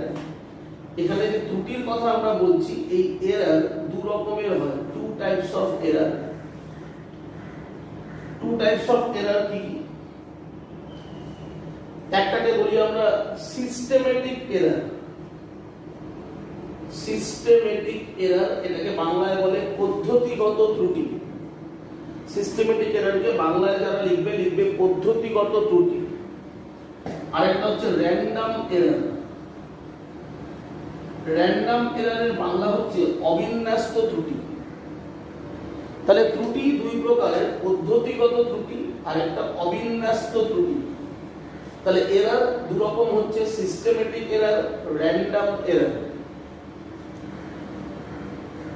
এবার প্রশ্ন হচ্ছে সিস্টেমেটিক এরারটা কি, পদ্ধতিগত ত্রুটি কি? অর্থাৎ যে পদ্ধতিতে আমরা কোনো ফিজিক্যাল কোয়ান্টিটিকে মেজার করছি, সেই পদ্ধতিটাকে পারফর্ম করতে গিয়ে আমাদের কোনো এরার হতে পারে। To measure a physical quantity we have to follow a process. To follow the process, maybe there is some error. That error is called systematic error. এই সিস্টেমেটিক এরার আবার ভাগ করা যায় 2 রকমের। কি কি? সিস্টেমেটিক এরারকে আমরা আবার 2 ভাগে ভাগ করতে পারি। একটা হচ্ছে ইনস্ট্রুমেন্টাল এরার, মানে যান্ত্রিক ত্রুটি, ইনস্ট্রুমেন্টাল এরার বা যান্ত্রিক ত্রুটি, ইনস্ট্রুমেন্টাল এরার। অর্থাৎ তুমি যে ইনস্ট্রুমেন্ট ব্যবহার করে একটা কোনো ফিজিক্যাল কোয়ান্টিটিকে মেজার করছো, সেই ইনস্ট্রুমেন্টের মধ্যে এরার থাকতে পারে। যদি একটা ইনস্ট্রুমেন্টের মধ্যে কোনো এরার থাকে, কোনো ত্রুটি থাকে, তাহলে যখন আমরা মেজার করব, সেই মেজারমেন্টেও অবশ্যই একটা এরার বা একটা ত্রুটি হবে। সেই এরারকে বলবো আমরা ইনস্ট্রুমেন্টাল এরার। যেমন দেখো, আমরা ভার্নিয়ার স্কেল যখন পড়েছি আগের দিন, সেখানে বলেছি ভার্নিয়ার স্কেলে আমরা যখন ভার্নিয়ার কনস্ট্যান্ট বার করব, তখন ভার্নিয়ার স্কেলের জিরো ডিভিশন আর মেইন স্কেলের জিরো ডিভিশন দুটো এরকম কোইনসাইড করতে হবে। যে যখন আমরা ভার্নিয়ার কনস্ট্যান্ট ক্যালকুলেশন করেছি, সেখানে বলেছি দেখো যে দুটো জিরো, ভার্নিয়ারের জিরো আর মেইন স্কেলের জিরো ঠিক এভাবে কোইনসাইড করবে। কিন্তু এখন তোমাকে একটা ভার্নিয়ার স্কেল দেওয়া হয়েছে, তুমি দেখছো সেখানে দুটো জিরো কোইনসাইড করছে না, তার মানে কি তোমার ভার্নিয়ার স্কেলে এরার আছে। তাহলে ওই ভার্নিয়ার স্কেল দিয়ে যদি তুমি কোনো কিছুকে মেজার করো, তাহলে সেখানে এরার হবে। তাহলে এই যে এরারটা হলো, এটা কিন্তু তোমার দোষে না, তুমি যে ইনস্ট্রুমেন্ট ইউজ করছো সেই ইনস্ট্রুমেন্টের মধ্যে একটা এরার রয়েছে, দ্যাটস ওয়াই তোমার মেজারমেন্টে এরার ইন্ট্রোডিউস হয়েছে। তো এই এরারকে বলবো আমরা ইনস্ট্রুমেন্টাল এরার। অর্থাৎ যে যন্ত্র আমরা ব্যবহার করছি, যদি বাজারে গেছো মাছ কিনতে, তো মাছটা তোমাকে দাড়িপাল্লা দিয়ে মেপে দেবে, তাহলে এই যে কমন ব্যালেন্স, যে দাড়িপাল্লা দিয়ে তোমাকে মাছ মেপে দিচ্ছে, সেই কমন ব্যালেন্সটা যদি এরার থাকে, তাহলে তোমাকে যে মেপে দিল মাছ বা মাংস, সেটাও এরার হবে, সঠিক মাপ হবে না। তাহলে এই যে এরারগুলো ইন্ট্রোডিউস হচ্ছে কোন একটা ফিজিক্যাল কোয়ান্টিটিকে মেজার করতে যাওয়ার জন্য due to the error of instrument, সেই এরারকে বলছি আমরা ইনস্ট্রুমেন্টাল এরার। নেক্সট হচ্ছে কি পার্সোনাল এরার, এটাকে বলি আমরা ব্যক্তিগত ত্রুটি। পার্সোনাল এরার হচ্ছে ব্যক্তিগত ত্রুটি। পার্সোনাল এরারের মধ্যে যেটা সবচেয়ে বেশি গুরুত্বপূর্ণ সেটা হচ্ছে প্যারালক্স এরার। পার্সোনাল এরারের মধ্যে সবচেয়ে ইম্পর্টেন্ট যে এরারটা হয় তার নাম হচ্ছে প্যারালক্স এরার, যেটাকে বাংলায় বলি আমরা লম্বন ত্রুটি। ব্যক্তিগত ত্রুটির মধ্যে সবচেয়ে গুরুত্বপূর্ণ হচ্ছে লম্বন ত্রুটি বা প্যারালক্স এরার। কিরকম ব্যাপারটা লম্বন ত্রুটি? লম্বন ত্রুটি হচ্ছে, দেখো আমরা যখন ভার্নিয়ার স্কেল বা স্ক্রু গজ এগুলো ইউজ করি লেন্থ মাপার জন্য বা ডায়ামিটার মাপার জন্য, আমাদের নিয়ম হচ্ছে আমরা যখন ভার্নিয়ার স্কেলের রিডিংটা নেব, মেইন স্কেল রিডিং বা ভার্নিয়ার স্কেল রিডিং, এই রিডিংগুলো যখন নেব, তখন আমাদের যে চোখ, আমাদের দৃষ্টি, চোখ একদম স্কেলের সাথে পারপেন্ডিকুলার থাকবে। স্কেলের সাথে একদম পারপেন্ডিকুলারলি আমাদের দৃষ্টি রাখতে হয় যখন আমরা মেইন স্কেল রিডিং বা ভার্নিয়ার স্কেল রিডিংটা মেজার করি। কিন্তু অনেক সময় স্কেলের রিডিং নেওয়ার সময় আমরা একটু অসতর্কতা বশত আমাদের মাথাটাকে একটু হেলিয়ে দিলাম ডান দিকে বা একটু হেলিয়ে দিলাম বাঁ দিকে। যদি আমি তাহলে একটু কাত হয়ে গিয়ে মেজারমেন্টটা করি, একটু মাথাটা হেলিয়ে একটু কাত হয়ে গেলাম, তাহলে কিন্তু আমার চোখ স্কেলের সাথে আর পারপেন্ডিকুলার নেই। তখন আমরা যে দেখছি স্কেলটাকে, সেটা দেখছি অবলিকুইলি, তির্যকভাবে। এই তির্যকভাবে যখন তুমি কোনো স্কেলের রিডিং নেবে, তখন সেখানে একটা এরার হয়, সেটাকে বলে প্যারালক্স এরার বা লম্বন ত্রুটি। যে তোমার দেখা উচিত লম্বভাবে কোনো স্কেলের রিডিং নেওয়ার সময়, তুমি স্কেলের রিডিং নেওয়ার সময় পারপেন্ডিকুলারলি না তাকিয়ে তুমি তির্যকভাবে তাকাচ্ছ, একটু স্ল্যান্টেড হয়ে গেছো, তুমি একটু হেলে গেছো, স্ল্যান্টেড তির্যকভাবে দেখছো বা অবলিকুইলি তুমি স্কেলকে দেখছো, তখন একটা এরার হবে তোমার মেজারমেন্টে। এটাকে বলি আমরা প্যারালক্স এরার বা লম্বন ত্রুটি। এটা হয় কেন? Due to personal error. এটাই হচ্ছে পার্সোনাল এরার। কারণ এটা কার দ্বারা হলো? এই এরারটা নিশ্চয়ই ইনস্ট্রুমেন্টের জন্য হয়নি, এটা হয়েছে তোমার দ্বারা। তুমি যখন মেজারমেন্ট করছো, তোমার চোখকে পারপেন্ডিকুলারলি না রেখে তুমি ঘাটটা হেরিয়ে দিয়েছো, ফলে তুমি অবলিকুইলি দেখছো। সেটা তোমার ফল্ট, ইনস্ট্রুমেন্টের ফল্ট নয়। ইনস্ট্রুমেন্ট ঠিক আছে, তো তুমি যে পরিমাপ করছো তার জন্য এই ত্রুটি হলো, সেই জন্য এটাকে বলা হয় পার্সোনাল এরার বা ব্যক্তিগত ত্রুটি। তাহলে এইগুলো হচ্ছে সিস্টেমেটিক এরারের মধ্যে পড়ে। তাহলে সিস্টেমেটিক এরার দু রকমের হলো, ইনস্ট্রুমেন্টাল এরার, পার্সোনাল এরার। এবং আমরা যখন কোনো এক্সপেরিমেন্ট করি, আমরা যদি একটু সতর্ক থাকি, তাহলে পরে আমি এই এরারগুলোকে অ্যাভয়েড করতে পারি। কিরকম সতর্ক থাকবো? আমি যখনই কোনো ইনস্ট্রুমেন্ট নিয়ে কাজ করব, আমরা মেজারমেন্ট করার আগে ইনস্ট্রুমেন্টটাকে চেক করে নেব যে আমাদের ইনস্ট্রুমেন্টটা ঠিক আছে কিনা। যদি দেখি ইনস্ট্রুমেন্টে কোনো এরার আছে তাহলে সেই ইনস্ট্রুমেন্টটা আমি ইউজ করব না, আমি একটা ফ্রেশ এরারলেস ইনস্ট্রুমেন্ট নেব। আবার এই পার্সোনাল এরারের ক্ষেত্রে যেটা বললাম, দেখো প্যারালক্স এরার বা লম্বন ত্রুটি আমি সাবধানতা অবলম্বন করব। যখন আমি রিডিং নিচ্ছি স্কেলের, ভার্নিয়ার স্কেল রিডিং কি মেইন স্কেল রিডিং, আমরা আমাদের চোখকে পারপেন্ডিকুলার রাখবো, কোনোভাবেই ঘাড় কাত করব না। তাহলে আমরা যদি একটু সাবধান হই তাহলে আমরা পার্সোনাল এরার বা ইনস্ট্রুমেন্টাল এরারকে অনায়াসে এলিমিনেট করতে পারি। কিন্তু যে এরারটা আমরা আমাদের এক্সপেরিমেন্ট থেকে এলিমিনেট করতে পারি না, যে এরারকে আমরা এলিমিনেট করতে পারি না, সেটা হচ্ছে র্যান্ডম এরার। এটাকে বলে অবিন্যস্ত ত্রুটি। এই অবিন্যস্ত ত্রুটি বা র্যান্ডম এরার, অবিন্যস্ত ত্রুটি বা র্যান্ডম এরারকে কোনোভাবেই এলিমিনেট করা যায় না। ফলে আমরা চেষ্টা করি এমনভাবে একটা এক্সপেরিমেন্ট করতে যাতে সেই এক্সপেরিমেন্টে এই র্যান্ডম এরার বা অবিন্যস্ত ত্রুটি যাতে সবচেয়ে কম হয়। আমরা সবসময় চাইবো মিনিমাইজ করতে, কমাতে, এরারকে কমাবো। আমি এরারকে এলিমিনেট করতে পারবো না, র্যান্ডম এরারকে। তো র্যান্ডম এরার কেন হয় তার কারণ কখনো আমাদের জানা থাকে, কখনো আমাদের অজানা থাকে। Due to some known and unknown cause এই র্যান্ডম এরার হয়। বিভিন্ন কারণে হতে পারে। কোনো ক্ষেত্রে কেন র্যান্ডম এরারটা হলো সেটা আমরা জানি, আবার কোনো ক্ষেত্রে অজানা কারণ, যে কারণটা ঠিক জানা যাচ্ছে না কিন্তু এরার হয়েছে। তো র্যান্ডম এরার হয় due to known and unknown cause. যেমন তোমাকে আমি একটা র্যান্ডম এরারের এক্সাম্পল দিই। যেমন ধরো আমি বললাম স্পেসিফিক গ্র্যাভিটি। স্পেসিফিক গ্র্যাভিটি একটা প্র্যাকটিক্যাল আছে। স্পেসিফিক গ্র্যাভিটি ডিটারমাইন করার সময় তোমাকে যে বস্তুটা দেবে, যে মেটেরিয়ালটা দেবে, তোমাকে তার ডেনসিটি মেজার করতে হবে। আর ডেনসিটি মেজার করতে হবে জলের, কিন্তু জলটা নিতে হবে 4 ডিগ্রি সেলসিয়াসে। তাহলে যে মেটেরিয়ালটা আমাকে দিচ্ছে সেই মেটেরিয়ালের ডেনসিটি মেপে নিলাম, আর জলের ডেনসিটি মেজার করতে হয় 4 ডিগ্রি সেলসিয়াস। কিন্তু মুশকিল হচ্ছে তুমি ল্যাবরেটরিতে যখন এক্সপেরিমেন্ট করবে তখন তোমাকে যে জল দেওয়া হবে সেই জলটা 4 ডিগ্রি সেলসিয়াসে কোনোদিনই হবে না। তোমাকে ল্যাবরেটরিতে যে জল দেওয়া হবে সেটা হবে রুম টেম্পারেচারে। ধরো তুমি যে ল্যাবে কাজ করছো স্কুলের ল্যাবরেটরিতে, সেই স্কুলের ল্যাবরেটরির টেম্পারেচার 25 ডিগ্রি সেলসিয়াস। তো তোমাকে যখন জল দেবে সেটা নর্মাল ওয়াটার, মানে ওই 25 ডিগ্রি সেলসিয়াস টেম্পারেচারের জল, কিন্তু তোমার হিসেব অনুযায়ী জলটা ব্যবহার করতে হবে 4 ডিগ্রি সেলসিয়াসে। কিন্তু তুমি তোমাদের ল্যাবে চেষ্টা করলেও 4 ডিগ্রি সেলসিয়াসের জল সাপ্লাই পাবে না। তাহলে তুমি যখন এক্সপেরিমেন্টটা করবে তখন তোমার নিশ্চয়ই সেখানে এরার হবে। তুমি সেটা জানো, জেনে শুনেই এক্সপেরিমেন্টটা করছো। তাহলে এই যে এরারটা হলো যে তুমি এক্সপেরিমেন্টের যে কন্ডিশন, সেই কন্ডিশনকে 100% ফুলফিল করতে পারলে না। তোমার জলটা দরকার 4 ডিগ্রি সেলসিয়াসে, তুমি জলটা নিচ্ছ 25 ডিগ্রি সেলসিয়াস, মানে রুম টেম্পারেচারে। তো 100% তোমার এক্সপেরিমেন্টাল কন্ডিশন ফুলফিল হয়নি। তো সেখানে তোমার অবশ্যই একটা এরার আসবে। এই এরারটাকে বলবো আমরা র্যান্ডম এরার। আমার কিছু করারও নেই, আমাকে এই এরারটা মেনে নিতে হবে।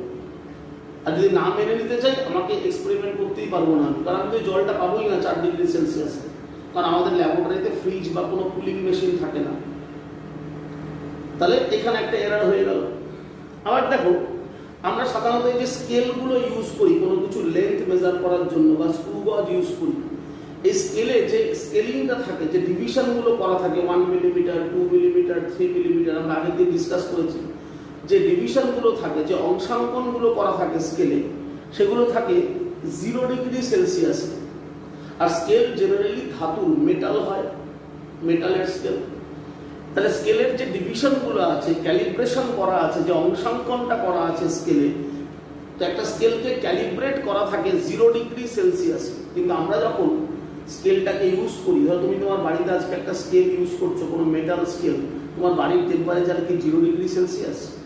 বা তুমি ল্যাবে যখন কোনো কিছু লেন্থ মেজার করবে ভার্নিয়ার স্কেল দিয়ে, ওটা হয় একটা স্টিলের স্কেল।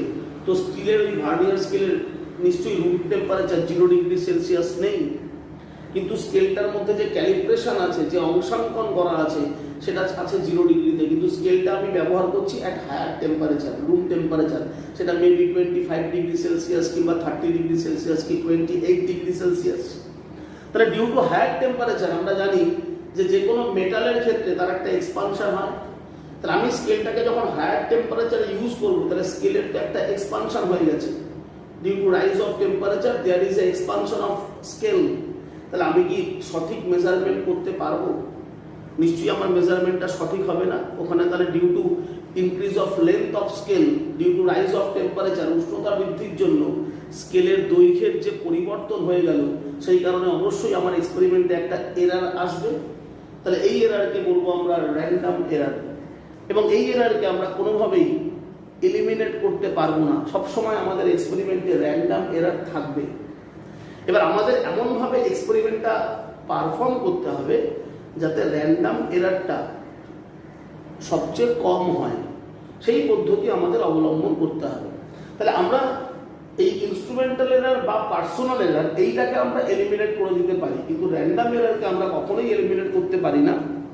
তাহলে যে কোনো এক্সপেরিমেন্টে, যে কোনো মেজারমেন্টে র্যান্ডম এরার অবশ্যই থাকবে, এবং র্যান্ডম এরার থাকবে বলেই তোমাকে যে কোনো একটা এক্সপেরিমেন্ট করার পর সেখান থেকে যে ভ্যালু তুমি মেজার করলে কোনো ফিজিক্যাল কোয়ান্টিটির, সেই ভ্যালুটার মধ্যে কতটা এরার আছে সেই এরারকে তোমাকে অ্যানালাইসিস করতে হবে।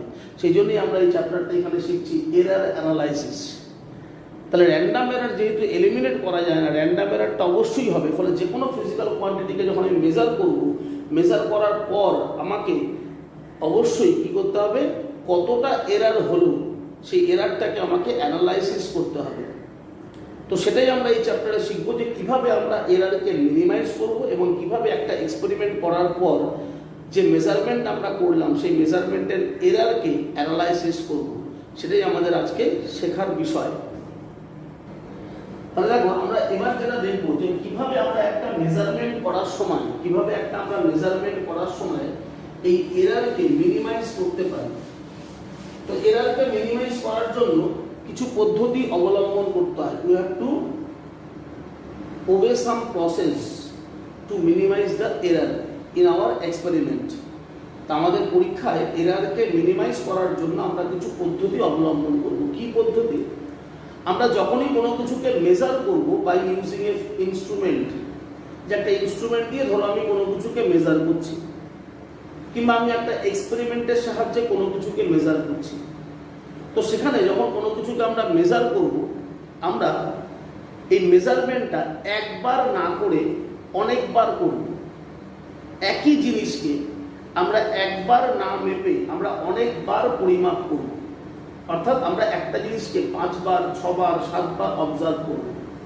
হয়তো তোমাকে আমি পেনটার লেন্থ মেজার করতে দিয়েছি ইউজিং ভার্নিয়ার স্কেল, তুমি এই পেনটার লেন্থ ওই সেম ভার্নিয়ার স্কেল দিয়ে 4 বার বা 5 বার মাপবে, এবং 4 বার বা 5 বার মাপতে গিয়ে দেখা যাবে প্রত্যেকবারই হয়তো সামান্য একটু 19-20 হচ্ছে, একটু 19-20 হচ্ছে। কারণ কেন 19-20 হবে?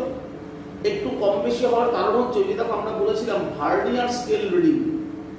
ভার্নিয়ার স্কেল রিডিং আমাদের কি করতে হয়, যে ভার্নিয়ার স্কেলে যে ডিভিশনগুলো থাকে তার মধ্যে একটা ডিভিশন মেন স্কেলের কোনো একটা ডিভিশনের সাথে কোইনসাইড করে, ওইটাকে ফাইন্ড আউট করতে হয়। তো ওটাকে ফাইন্ড আউট করতে গিয়ে অনেক ক্ষেত্রে আমাদের এরার হয়ে যায়, যে হয়তো কখনো মনে হয় যেন ভার্নিয়ার স্কেলের 5 নম্বর দাগটা কোইনসাইড করছে, কখনো হয়তো মনে হয় 6 নম্বর দাগটা কোইনসাইড করছে, কখনো মনে হয় 3 নম্বর দাগটা কোইনসাইড করছে। তো এই ভার্নিয়ার স্কেল রিডিংটা নিতে গেলে যেহেতু ওটা ভীষণ সূক্ষ্ম, ভীষণ অ্যাকুরেটলি নিতে হয়, তো সেখানে অনেক সময় একটু প্যারালাক্স এরারের জন্য, লম্বন ত্রুটির কারণে আমাদের একটু এরার হয়ে যায়। তো সেই জন্য আমরা যখনই কোনো কিছু লেন্থ মেজার করি ইউজিং ভার্নিয়ার স্কেল, আমরা সেটা 4-5 বার মেজার করি, অবজারভেশনটা অনেকবার করি। বা কোনো প্র্যাকটিক্যাল করছি, কোনো একটা এক্সপেরিমেন্ট, সেই এক্সপেরিমেন্টাল ডেটা থেকে আমরা কোনো একটা কোয়ান্টিটিকে ক্যালকুলেট করব। তো সেখানেও যে ডেটাগুলো আমরা কালেক্ট করব, সেই ডেটাগুলো একবার কালেক্ট না করে একাধিকবার কালেক্ট করব। এবং যে কোনো ফিজিক্যাল কোয়ান্টিটিকে মেজার করার সময় আমরা যদি একাধিকবার অবজার্ভ করি, তাহলে একাধিকবার অবজার্ভ করার পর যে ভ্যালুগুলো আমরা পাবো, একাধিকবার অবজার্ভ করার পর যে ভ্যালুগুলো আমরা পাবো, সেই ভ্যালুগুলোকে আমরা কি করি, অ্যাভারেজ করি। এই অ্যাভারেজ যে ভ্যালুটা আমরা পাই সেটাকে আমরা বলে থাকি ট্রু ভ্যালু বা অ্যাকচুয়াল ভ্যালু, বাংলায় বলে গড় মান বা সঠিক মান। ট্রু ভ্যালু বা অ্যাকচুয়াল ভ্যালু। তো ধরো তুমি একটা কোনো কিছুকে মেজার করছো, let us measure a physical quantity. দেখো let us measure a physical quantity. ধরো আমি একটা ফিজিক্যাল কোয়ান্টিটিকে মেজার করলাম। Let us measure a physical quantity, একটি ভৌত রাশিকে পরিমাপ করা হবে। একটা ভৌত রাশিকে পরিমাপ করতে গেলে আমি কি বললাম, আমি একাধিকবার অবজার্ভ করব, অনেকবার, একবার অবজার্ভ করব না, আমি অনেকবার অবজার্ভ করব। তো ধরো অবজারভেশন নাম্বার 1, প্রথমবার যখন অবজার্ভ করছি তুমি রিডিংটা পেলে, রিডিং মানে তোমার পাঠ।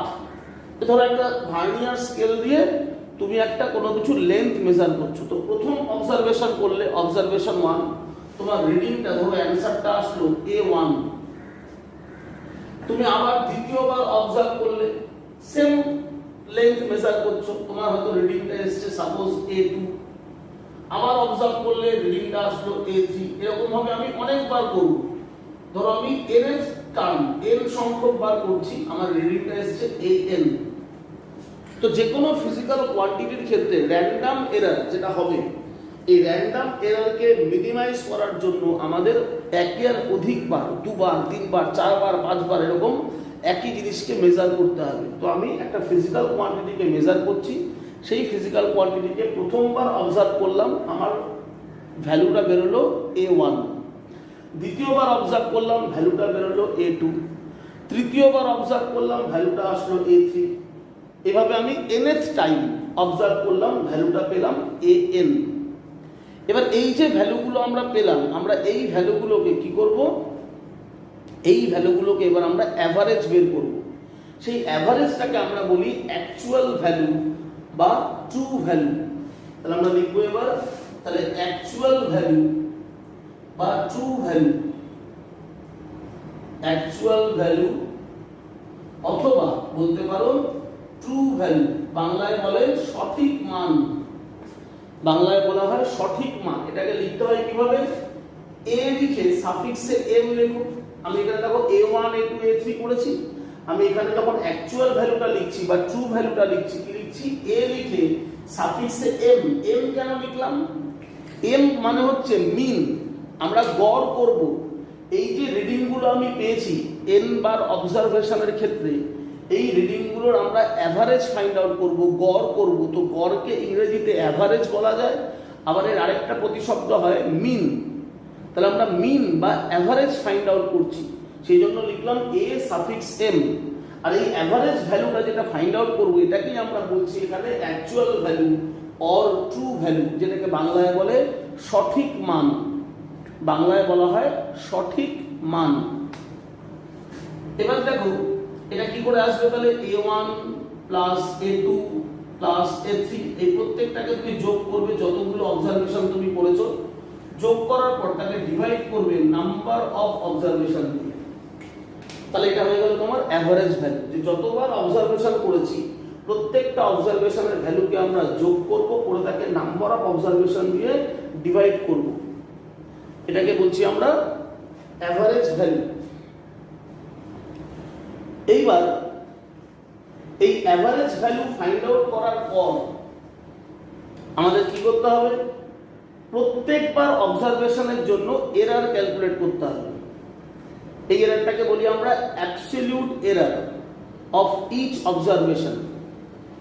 Absolute error of each observation, প্রত্যেকবার অবজারভেশনে এরর বার করব। তো দেখো এবার লিখবো অ্যাবসলিউট এরর। অ্যাবসলিউট এরর এটাকে বাংলায় বলে পরম ত্রুটি। পরম ত্রুটি, অ্যাবসলিউট এরর বা পরম ত্রুটি। দেখো প্রথমবার যে অবজারভেশন হয়েছিল, 1 নম্বর অবজারভেশনে পরম ত্রুটিকে এভাবে লিখবে ডেল্টা A1।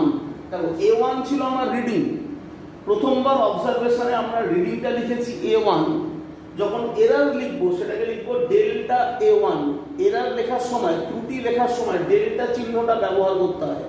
ডেল্টা A1 কি করে বেরোবে, মড প্রথমবার রিডিংটা কি এসেছে অবজারভেশনে A1, তাহলে a1 মাইনাস am, অর্থাৎ এই যে তুমি অবজার্ভ করেছিলে ফার্স্ট অবজারভেশনে যে ভ্যালুটা তুমি পেয়েছিলে a1, তার থেকে মাইনাস করবে অ্যাকচুয়াল ভ্যালু বা ট্রু ভ্যালু মানে am কে। আমি মডের মধ্যে লিখলাম কেন? কারণ আমি যখন বিয়োগ করব সবসময় বড় সংখ্যা থেকে ছোট সংখ্যা বিয়োগ করব, অর্থাৎ আমার অ্যান্সারটা সবসময় পজিটিভ হবে। এই যে এরার যেটা বার করছো, এরার কখনো নেগেটিভ হতে পারে না, এরার সবসময় পজিটিভ হয়। সেই জন্য মডের ভেতরে লিখতে হবে যেটা বড় তার থেকে ছোটটা মাইনাস করবে। সো তোমার অ্যান্সারটা সবসময় মডিউলাসে হবে, মড। তোমার ভ্যালুটা, এরারের যে ভ্যালুটা সেটা সবসময় পজিটিভে আসবে। তাহলে প্রথম অবজারভেশনে অ্যাবসলিউট এরার পেয়ে গেলে। এবার সেকেন্ড অবজারভেশন, সেকেন্ড অবজারভেশনে আমার রিডিংটা ছিল a2, তাহলে এরার কত হবে? অ্যাবসলিউট এরার সেকেন্ড অবজারভেশনে সেটা লিখবে ডেল্টা a2, অর্থাৎ a2 মাইনাস am। থার্ড অবজারভেশনের ক্ষেত্রে আমার অ্যাবসলিউট এরার হবে ডেল্টা a3, a3 থেকে মাইনাস করব অ্যাকচুয়াল ভ্যালু am। এই করে করে nth অবজারভেশনে গিয়ে আমার অ্যাবসলিউট এরারটা হবে am মাইনাস am। তাহলে প্রত্যেকবার অবজারভেশনের জন্য আমি অ্যাবসলিউট এরার ফাইন্ড আউট করলাম। এবার এই অ্যাবসলিউট এরারগুলোকে আমাকে আবার অ্যাভারেজ করতে হবে। এই অ্যাবসলিউট এরারগুলোকে আমাকে আবার অ্যাভারেজ করতে হবে, সেটাকে বলবো আমরা অ্যাভারেজ অ্যাবসলিউট এরার। তো অ্যাভারেজ অ্যাবসলিউট এরার তাহলে কত হবে? এবার দেখো, অ্যাভারেজ অ্যাবসলিউট এরার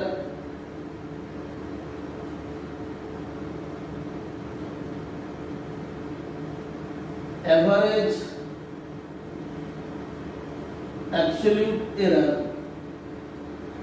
সেটাকে আমরা শুধু ডেল্টা a দিয়ে লিখব, শুধু ডেল্টা a। সেটা কি প্রত্যেকবার যে এরর ক্যালকুলেট করেছো এই সবকটা এররকে প্লাস করে ডিভাইডেড বাই n, nটা হচ্ছে নাম্বার অফ অবজারভেশন, অর্থাৎ delta a1 plus delta a2 plus delta a3 এই করে করে delta am divided by n। তাহলে যতবার আমরা এররটা মেজার করলাম এই প্রত্যেকবারের এরর বের করলে এই এররগুলোকে যোগ করো, যোগ করে ডিভাইড করো n দিয়ে, nটা হচ্ছে নাম্বার অফ অবজারভেশন। তাহলে এটাকে বলবো আমরা অ্যাভারেজ অ্যাবসলিউট এরর। তাহলে এই হচ্ছে আমাদের অ্যাবসলিউট এরর বা অ্যাভারেজ অ্যাবসলিউট এরর বের করার ফর্মুলা। তাহলে আমাকে যদি অ্যাবসলিউট এরর বা অ্যাভারেজ অ্যাবসলিউট এরর বার করতে হয় কোনো একটা অবজারভেশনে, তাহলে আমরা কি করব? প্রথমে আমরা যে ভ্যালুগুলো আমাদের দেওয়া থাকবে অবজারভেশন 1, অবজারভেশন 2, অবজারভেশন 3, যে ভ্যালুগুলো আমাদের দেবে, যে রিডিংগুলো দেবে, সেই রিডিংগুলোকে প্রথমে আমরা অ্যাভারেজ করব। এই average value of the reading এটাকে আমরা বলবো অ্যাকচুয়াল ভ্যালু বা ট্রু ভ্যালু, অর্থাৎ বাংলায় বললে সঠিক মান। এবারে অ্যাভারেজ করার পর যে অ্যাভারেজ ভ্যালুটা আসবে এই প্রত্যেকটা অবজারভেশন থেকে, এই প্রতিটা অবজার্ভ ভ্যালু, ফার্স্ট অবজারভেশনে যে ভ্যালু পেয়েছি, সেকেন্ড অবজারভেশনে যে ভ্যালু পেয়েছি, প্রত্যেকটা অবজার্ভ ভ্যালু থেকে এই অ্যাভারেজ ভ্যালুকে মাইনাস করে করে আমরা অ্যাবসলিউট এরর বার করব ফর ইচ অবজারভেশন। প্রতিটা অবজারভেশনের ক্ষেত্রে এরর বার করলাম। তাহলে প্রথম অবজারভেশনে এরর ডেল্টা a1, এররকে সবসময় ডেল্টা চিহ্ন দিয়ে লিখতে হয়। দ্বিতীয় অবজারভেশনে এরর ডেল্টা a2, তারপরেরটাতে ডেল্টা a3, তারপরে এইভাবে ডেল্টা am। এই প্রত্যেকটা অবজারভেশনে যখন আমি এরর ক্যালকুলেট করলাম, করার পরে এবার তার অ্যাভারেজ করব, সেটাকে বলবো অ্যাভারেজ অ্যাবসলিউট এরর। এটাকেই আমরা সংক্ষেপে বলতে পারি অ্যাবসলিউট এরর। একই কথা, অ্যাভারেজ অ্যাবসলিউটও বলতে পারো, অ্যাবসলিউট এরর ইন দ্য মেজারমেন্টও বলতে পারো। ডেল্টা a কিভাবে করলে প্রত্যেকটাকে যোগ করে বাই n। তাহলে এইবার তাহলে তোমার অ্যাভারেজ ভ্যালু এসেছিল am, আর এররটা কত হলো? Absolute error delta a। তাহলে এবার তুমি যখন এই ফিজিক্যাল কোয়ান্টিটির রিডিংটা লিখবে, তাহলে ফাইনাল ভ্যালু, তাহলে ফাইনাল ভ্যালু বা চরম মান, final value of the physical quantity, final value of the physical quantity, ভৌত রাশিটির চরম মান। সেটা কিভাবে লিখতে হবে? ভৌত রাশিটার চরম মান ধরো a দিয়ে রিপ্রেজেন্ট করছি, সেটা হচ্ছে am, অর্থাৎ এই যে অ্যাভারেজ ভ্যালু বার করেছো বা ট্রু ভ্যালু বের করেছো am plus minus delta a। এইভাবে আমাকে ফাইনাল ভ্যালুটা লিখতে হয়। যে therefore final value of the physical quantity, যে ভৌত রাশিটাকে আমরা মেজার করছিলাম তার ফাইনাল ভ্যালু বা চরম মান, যে ভৌত রাশিটির চরম মান এ ধরে নিলাম আমি, সেটা লিখবো কিভাবে? এই যে অ্যাকচুয়াল ভ্যালু বের করেছি, যেটা ট্রু ভ্যালু বা সঠিক মান, তার সাথে এই অ্যাবসলিউট এররটা প্লাস মাইনাস দিয়ে লিখতে হয়। am plus minus delta A. Plus minus কেন দিচ্ছি? কারণ এরর যেটা বেরোচ্ছে, এই এররটা এই সঠিক মান যেটা আছে, যেটা ট্রু ভ্যালু, তার থেকে বেশিও হতে পারে, আবার তার থেকে কমও হতে পারে। সেই জন্য প্লাস মাইনাস দিতে হয়। এটা নিয়ম, রুলস। যে কোনো জিনিসকে লিখতে গেলে এরর বের করার পর তোমাকে প্লাস মাইনাস দিয়ে লিখতে হতে পারে। কারণ তুমি যে ফিজিক্যাল কোয়ান্টিটিকে মেজার করছো, সেটার ভ্যালু, এই যে ট্রু ভ্যালু যেটাকে বলছো, সেই ট্রু ভ্যালু থেকে এররটাকে প্লাস করলেও আসতে পারে, এররটাকে মাইনাস করলেও আসতে পারে। তার কারণ এরর বেশিও হতে পারে, আবার এরর কমও হতে পারে। সেই জন্য সেটাকে আমাদের আগে থেকে জানা থাকবে না যতক্ষণ আমরা নিজেরা প্র্যাকটিক্যালটা করব।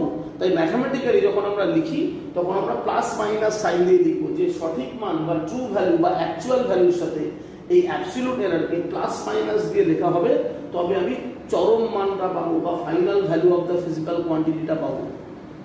তাহলে এইভাবে আমরা এররকে অ্যানালাইসিস করি।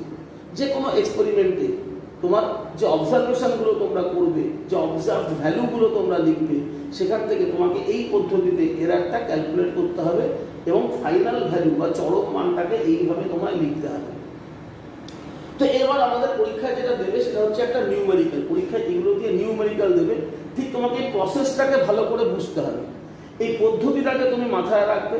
এই পদ্ধতিটাতে আমরা যেভাবে যেভাবে করেছি সেইভাবে আমরা অঙ্কটা করব। তো এই প্লাস মাইনাস সাইনটা দেওয়ার কারণটা আরেকবার তাহলে শুনে নাও। ধরো তুমি সাপোজ একটা ফিজিক্যাল কোয়ান্টিটি মেজার করছো, যেমন ধরো লেন্থ তুমি মেজার করবে। তো তুমি একটা এই পেনটার লেন্থ মেজার করছো, তোমার এই পেনটাতে লেন্থ এসছে তোমার অবজারভেশন থেকে 5.3 সেন্টিমিটার। সাপোজ যে এই পেনটার লেন্থ তুমি মেজার করবে, তোমার এই পেনটার লেন্থ তুমি বের করছো 5.3 সেন্টিমিটার।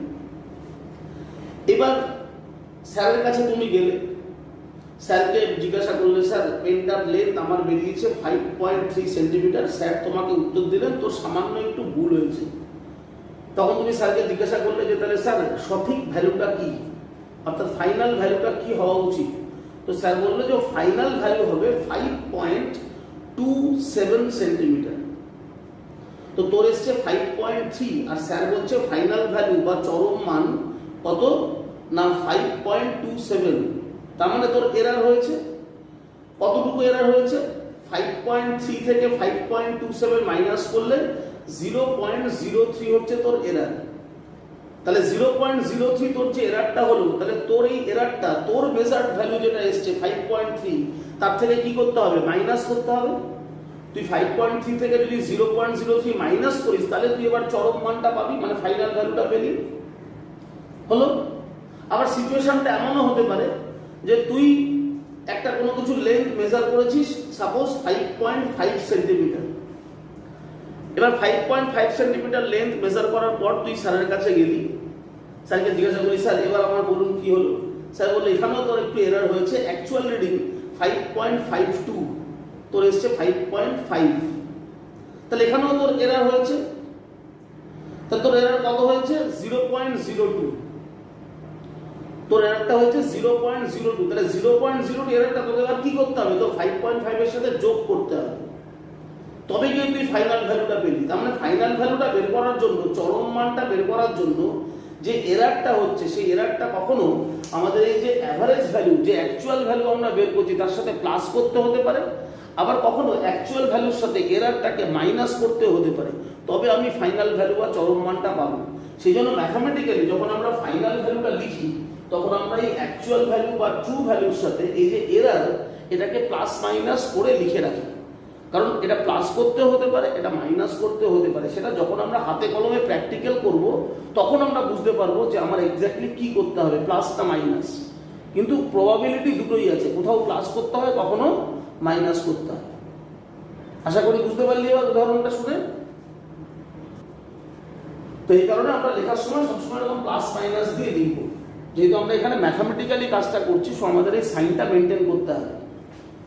ঠিক আছে? তাহলে আমরা যখন এবার পরীক্ষা দিতে যাব, আমাদের পরীক্ষায় কিন্তু এই জিনিসটা আমাদের লিখতে দেবে না। এটা হচ্ছে একটা পদ্ধতি, তোমাকে এই প্রসেসটা খেয়াল রাখতে হবে এবং এই প্রসেসটা ব্যবহার করে তোমাকে একটা নিউমেরিক্যাল করতে দেবে, তোমাকে দেবে একটা অঙ্ক সিম্পল, যেখানে আমাকে এই মেথডকে ফলো করতে হবে। তো তোমরা একটা অঙ্ক করো, আমি পড়াই, তাহলে তোমাদের ধারণাটা আরো বেশি পরিষ্কার হবে যে তোমাকে অ্যাকচুয়ালি পরীক্ষায় কোশ্চেনটা কিভাবে ফেস করতে হবে। তো একটা কোশ্চেন লেখো সকলে, আমি বলছি লেখো যে কাচের প্রতিসারাঙ্ক, কাচের প্রতিসারাঙ্ক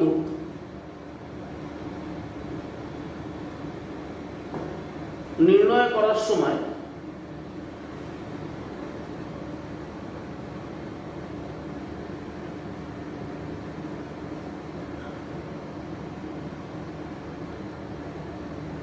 কাচের প্রতিসারাঙ্ক নির্ণয় করার সময়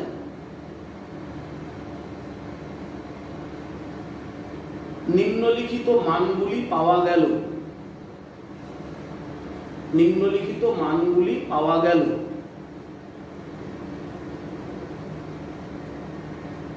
বলে লেখো 1.51, 1.52,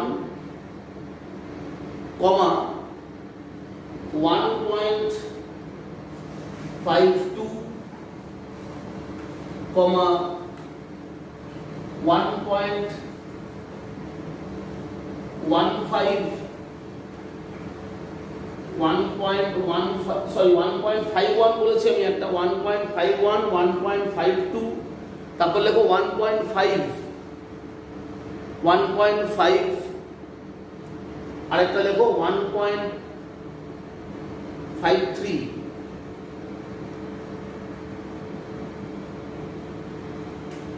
এবার দেখো প্রতিসারাঙ্ক পরিমাপের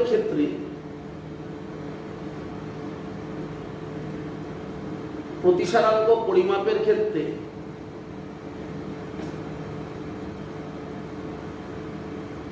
গড় ত্রুটি বা ওই অ্যাবসলিউট এরর একই কথা।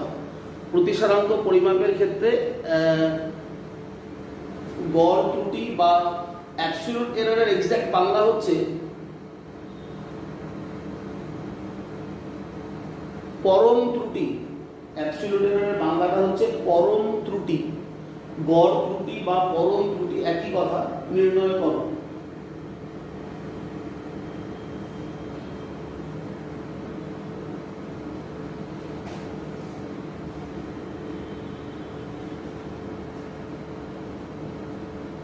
দেখো যারা কোশ্চেনটা ইংরেজিতে লিখবে তারা লিখে নাও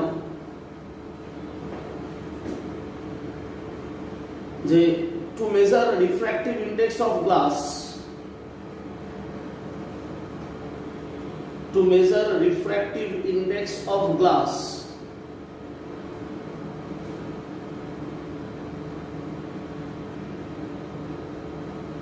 we got following readings। বলে লেখো 1.51, 1.51, 1.52, 1.5, 1.53, 1.53।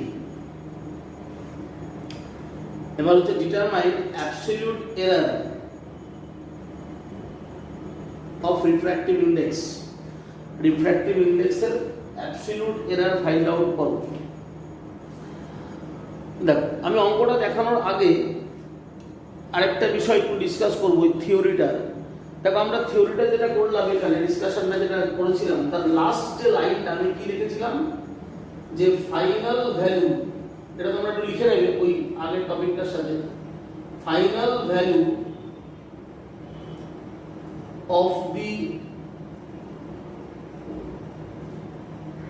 ফিজিক্যাল কোয়ান্টিটি কিভাবে লিখেছিলাম, a is equal to am plus minus delta a। Final ভ্যালুটাকে লিখছি আমরা am plus minus delta a। এই ডেল্টা এটা কি, এই ডেল্টা এটা হচ্ছে অ্যাবসলিউট এরার, এই ডেল্টা এটা হচ্ছে তোমার অ্যাবসলিউট এরার, আর এমটা কোনটা ছিল, এটা হচ্ছে তোমার অ্যাকচুয়াল ভ্যালু, বা এটাকে আমরা বলেছিলাম ট্রু ভ্যালু, একই কথা। অ্যাকচুয়াল ভ্যালু বা ট্রু ভ্যালু মানে সঠিক মান, আর এটা হচ্ছে অ্যাবসলিউট এরার, এটা যোগ বিয়োগ সাইনটা থাকবে, আর এই পুরোটাকে বলছি আমরা ফাইনাল ভ্যালু বা চরম মান কোন একটা ফিজিক্যাল কোয়ান্টিটি। এবার ধরো তোমাকে অনেক সময় এরকম প্রশ্ন করতে পারে যে তাহলে হোয়াট ইজ প্রপোর্শনাল এরার, এখানে কতগুলো শব্দ পাবে, প্রপোর্শনাল এরার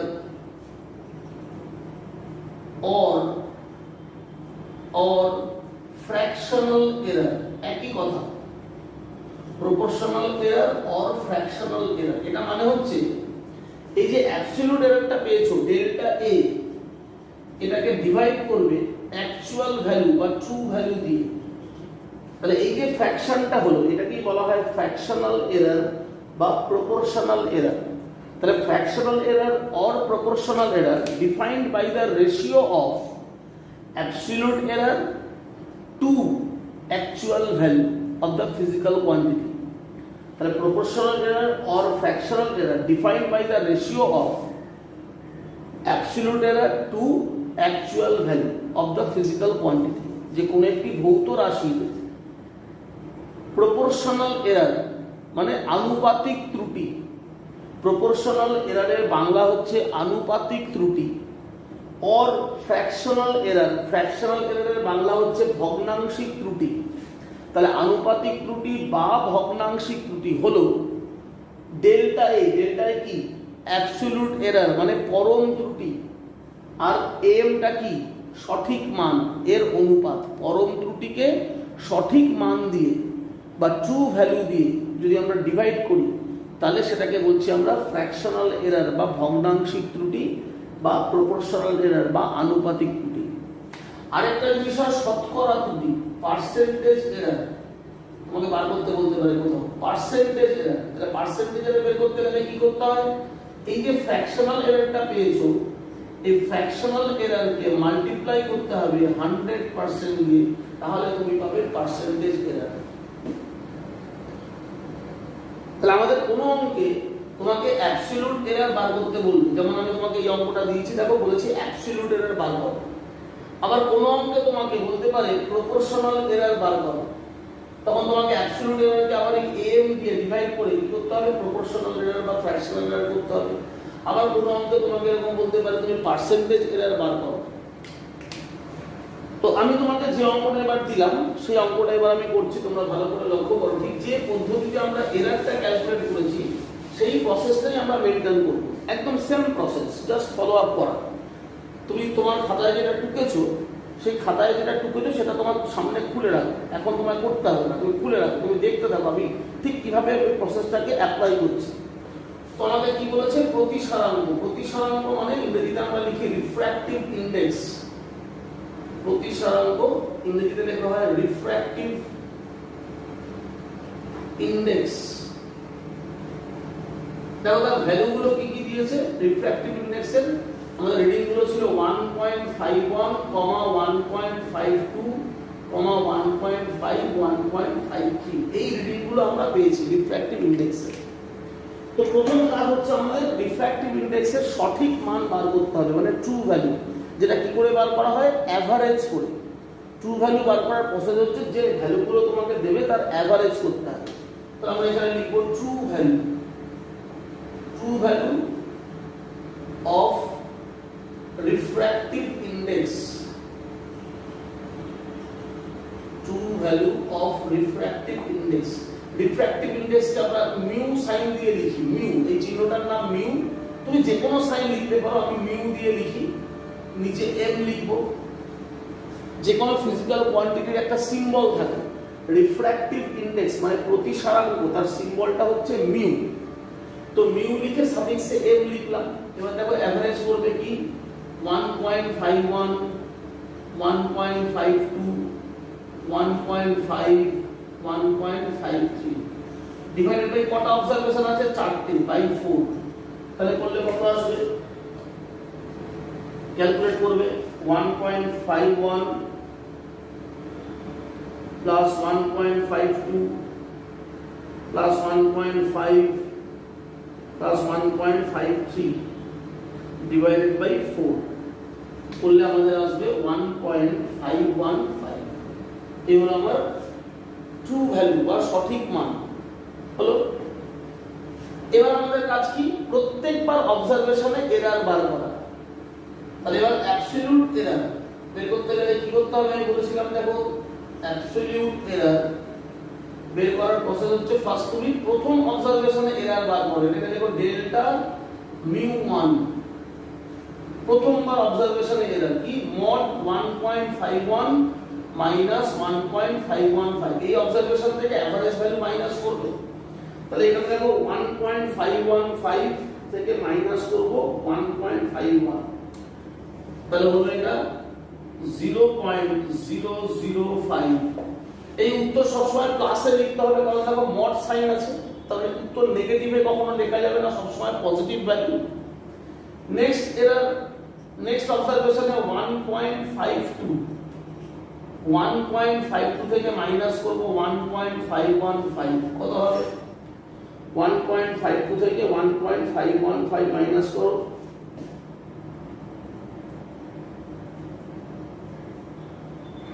তাহলে হচ্ছে 0.005।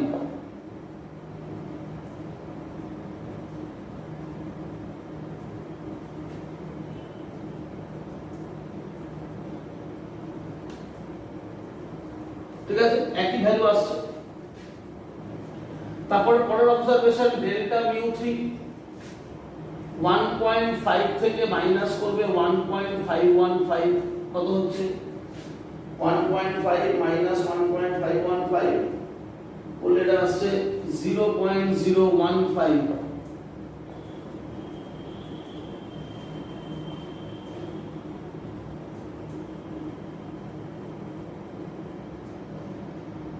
তারপর ডেল্টা মিউ 4, 4 নম্বর অবজারভেশন দেখো 1.53 আছে, তার থেকে মাইনাস করো 1.515, তাহলে কত হবে 1.53 থেকে মাইনাস 1.515 করলে 0.015। এরকম আসতো চারটে ভ্যালু। এইবার এই যে ভ্যালুগুলো পেলে প্রত্যেকটা অবজারভেশনে আমরা এরর বার করলাম, এবার এদের এভারেজ করব, যেটাকে আমরা বলেছিলাম অ্যাবসলিউট এরর। তাহলে এবার কি লিখবে, ডেল্টা মিউ, এই অ্যাবসলিউট এরর হচ্ছে এইটা, এটাকে এভারেজ অ্যাবসলিউট এররও বলা যায়, একই কথা। তাহলে অ্যাবসলিউট এরর, therefore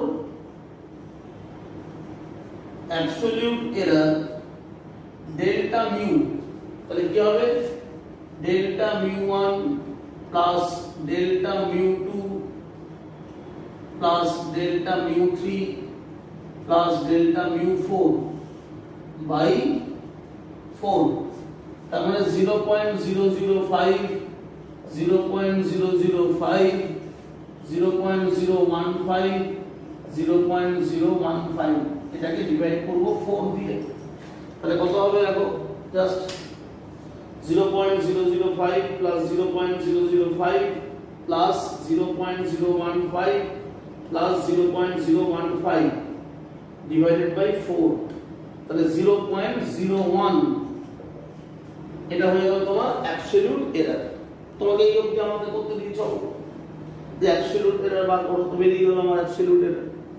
এবার যদি আমাকে বলতো প্রপোর্শনাল এরর বার করো, সাপোজ আমি যদিও কোশ্চেনে দিই, কিন্তু যদি বলে, তাহলে এবার প্রপোর্শনাল এররের সময় কিভাবে লিখবে, প্রপোর্শনাল এরর বা আনুপাতিক ত্রুটি, এটাকে আমরা ফ্র্যাকশনাল এররও বলি। কি করতে হবে, এই যে অ্যাবসলিউট এররটা এসছে ডেল্টা মিউ, তাকে এই ট্রু ভ্যালু যেটা আছে সেটা দিয়ে ডিভাইড করবে। দ্যাট মিন্স 0.01 কে ডিভাইড করব 1.515 দিয়ে, তাহলে কত হবে, তাহলে আসবে 0.0066। তাহলে এবার পার্সেন্টেজ এরর যদি বলে, তাহলে এই যে delta mu by mu m, এই ফ্র্যাকশনাল বা প্রপোর্শনাল এররকে ইনটু করবে 100% দিয়ে, তার মানে 0.066 ইনটু 100%, তাহলে 0.66%। এটা হলো তোমার পার্সেন্টেজ এরার। তো এইভাবে আমাদের অ্যাকচুয়ালি পরীক্ষায় অঙ্ক করতে হবে। আমাদের যে পদ্ধতি আমরা শিখলাম, জাস্ট প্রসেসটাকে ফলো করা, স্টেপ বাই স্টেপ, ভ্যালুগুলো বসিয়ে বসিয়ে ফাইনাল অ্যান্সারে তুমি চলে আসবে। দেখো, তাহলে আরেকটা এরকম অঙ্ক আমরা করবো, তারপর আমরা পরবর্তী আবার নেক্সট টপিকে যাবো। তো অঙ্কটা টোকো, আগে ইংরেজিটা বলছি, তারপর বাংলাটা বলবো। যারা ইংলিশ ভার্সন লিখবে লেখো, we measure the period of oscillation, we measure the period of oscillation of a simple pendulum, full stop, of a simple pendulum, full stop,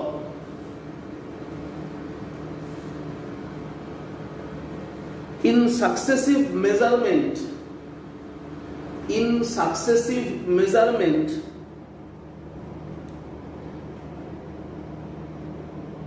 comma, the readings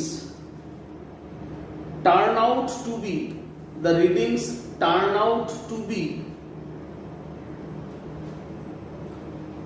2.63, comma 2.60 second লেখো, 2.63 second, comma 2.56 second, 2.56 second, comma 2.42 second,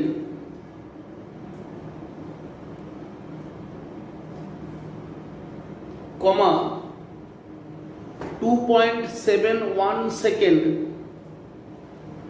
2.71 second, and 2.8 second.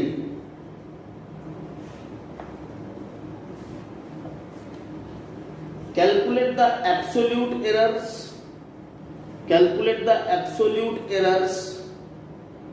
comma relative error or percentage error. Relative error R percentage error একই কথা, relative error or percentage error। করতে শুরু করো যারা English ভার্সনে করো। যারা বেঙ্গলি ভার্সনে তারা এবার কোশ্চেনটা লিখে নাও। একটি সরল দোলকের পর্যায়কাল নির্ণয়ের ক্ষেত্রে, একটি সরল দোলকের পর্যায়কাল নির্ণয়ের ক্ষেত্রে, কমা পর্যায়কালের নিম্নলিখিত পাঠগুলি পাওয়া গেল, পর্যায়কালের নিম্নলিখিত পাঠগুলি পাওয়া গেল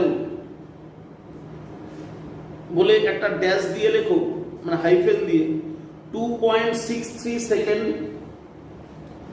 2.56 সেকেন্ড, 2.42 সেকেন্ড, 2.71 সেকেন্ড এবং 2.8 সেকেন্ড এবং 2.8 সেকেন্ড দাঁড়ি পর্যায়কালের পরম ত্রুটি, কমা আপেক্ষিক ত্রুটি অথবা শতকরা ত্রুটি নির্ণয় করো। আপেক্ষিক ত্রুটি অথবা শতকরা ত্রুটি নির্ণয় করো।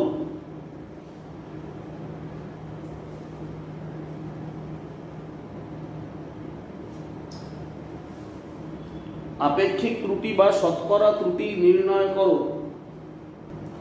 তাহলে এবার দেখো, তাহলে অঙ্কটা যেটা দিলাম সেটা একবার করছি।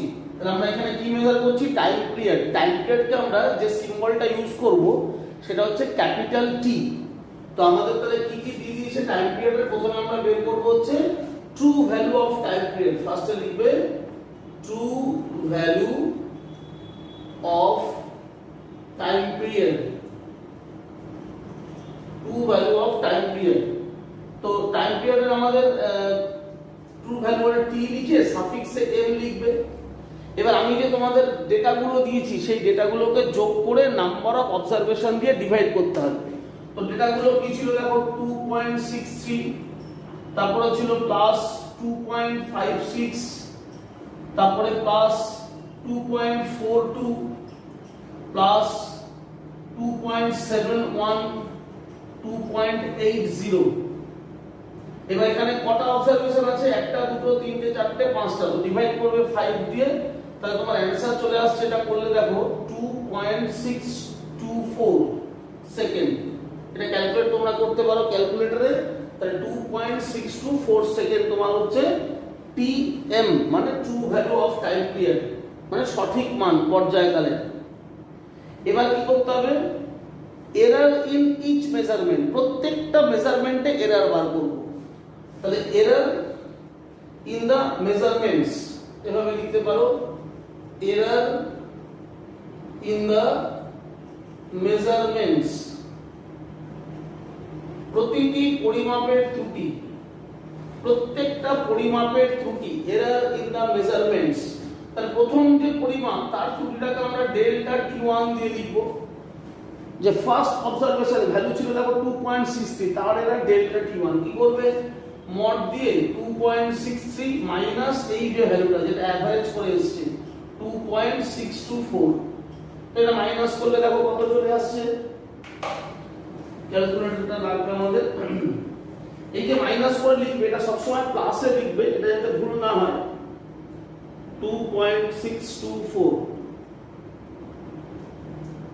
এটা করলে তোমার আসছে 0.006 সেকেন্ড। তারপর ডেল্টা টি2 তারপর কত হবে? 2.56, তার থেকে মাইনাস করব 2.624, 2.56 থেকে মাইনাস করো 2.624, তাহলে হচ্ছে 0.064। ডেল্টা টি3 থার্ড অবজারভেশন 2.42, তার থেকে 2.624 মাইনাস, 2.42 থেকে মাইনাস করো 2.624, তাহলে হবে 0.204। সব সেকেন্ড হবে ইউনিটটা। হ্যাঁ, ডেল্টা টি4 2.71 থেকে মাইনাস 2.624, 2.71 থেকে মাইনাস 2.624, তাহলে 0.086 সেকেন্ড। ডেল্টা টি5 সেটা 2.8 থেকে মাইনাস 2.624, তাহলে সেটা হচ্ছে 2.8 মাইনাস 2.624, তাহলে 0.176 সেকেন্ড। তাহলে প্রত্যেকটা অবজারভেশনে আমরা এরর বের করে নিলাম। তাহলে এরর ইন দা মেজারমেন্টস পেয়ে গেলে এবার এদের এভারেজ করতে হবে।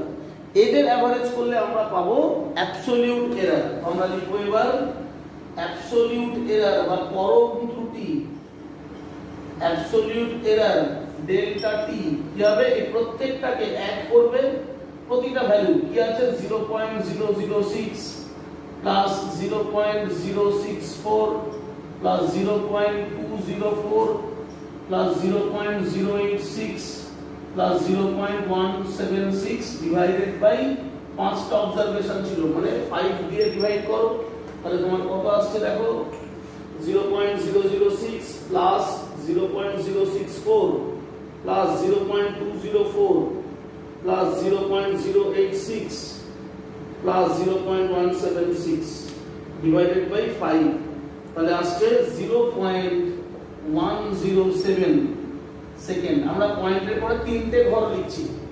0.107 সেকেন্ড। এটা হচ্ছে অ্যাবসলিউট এরর। এবার তোমাকে বলেছে পার্সেন্টেজ এরর বা রিলেটিভ এরর বার করতে। তো আমরা প্রথমে প্রপোর্শনাল এরর বের করে নিই। প্রপোর্শনাল এরর সেটা কি হবে? ডেল্টা টি কে ডিভাইড করবে টিএম দিয়ে, তাহলে 0.107 বাই টিএম কত 2.624। এবার তাহলে পার্সেন্টেজ এরর, এই পার্সেন্টেজ এরর দিয়ে আমরা বলি রিলেটিভ এরর, একই কথা।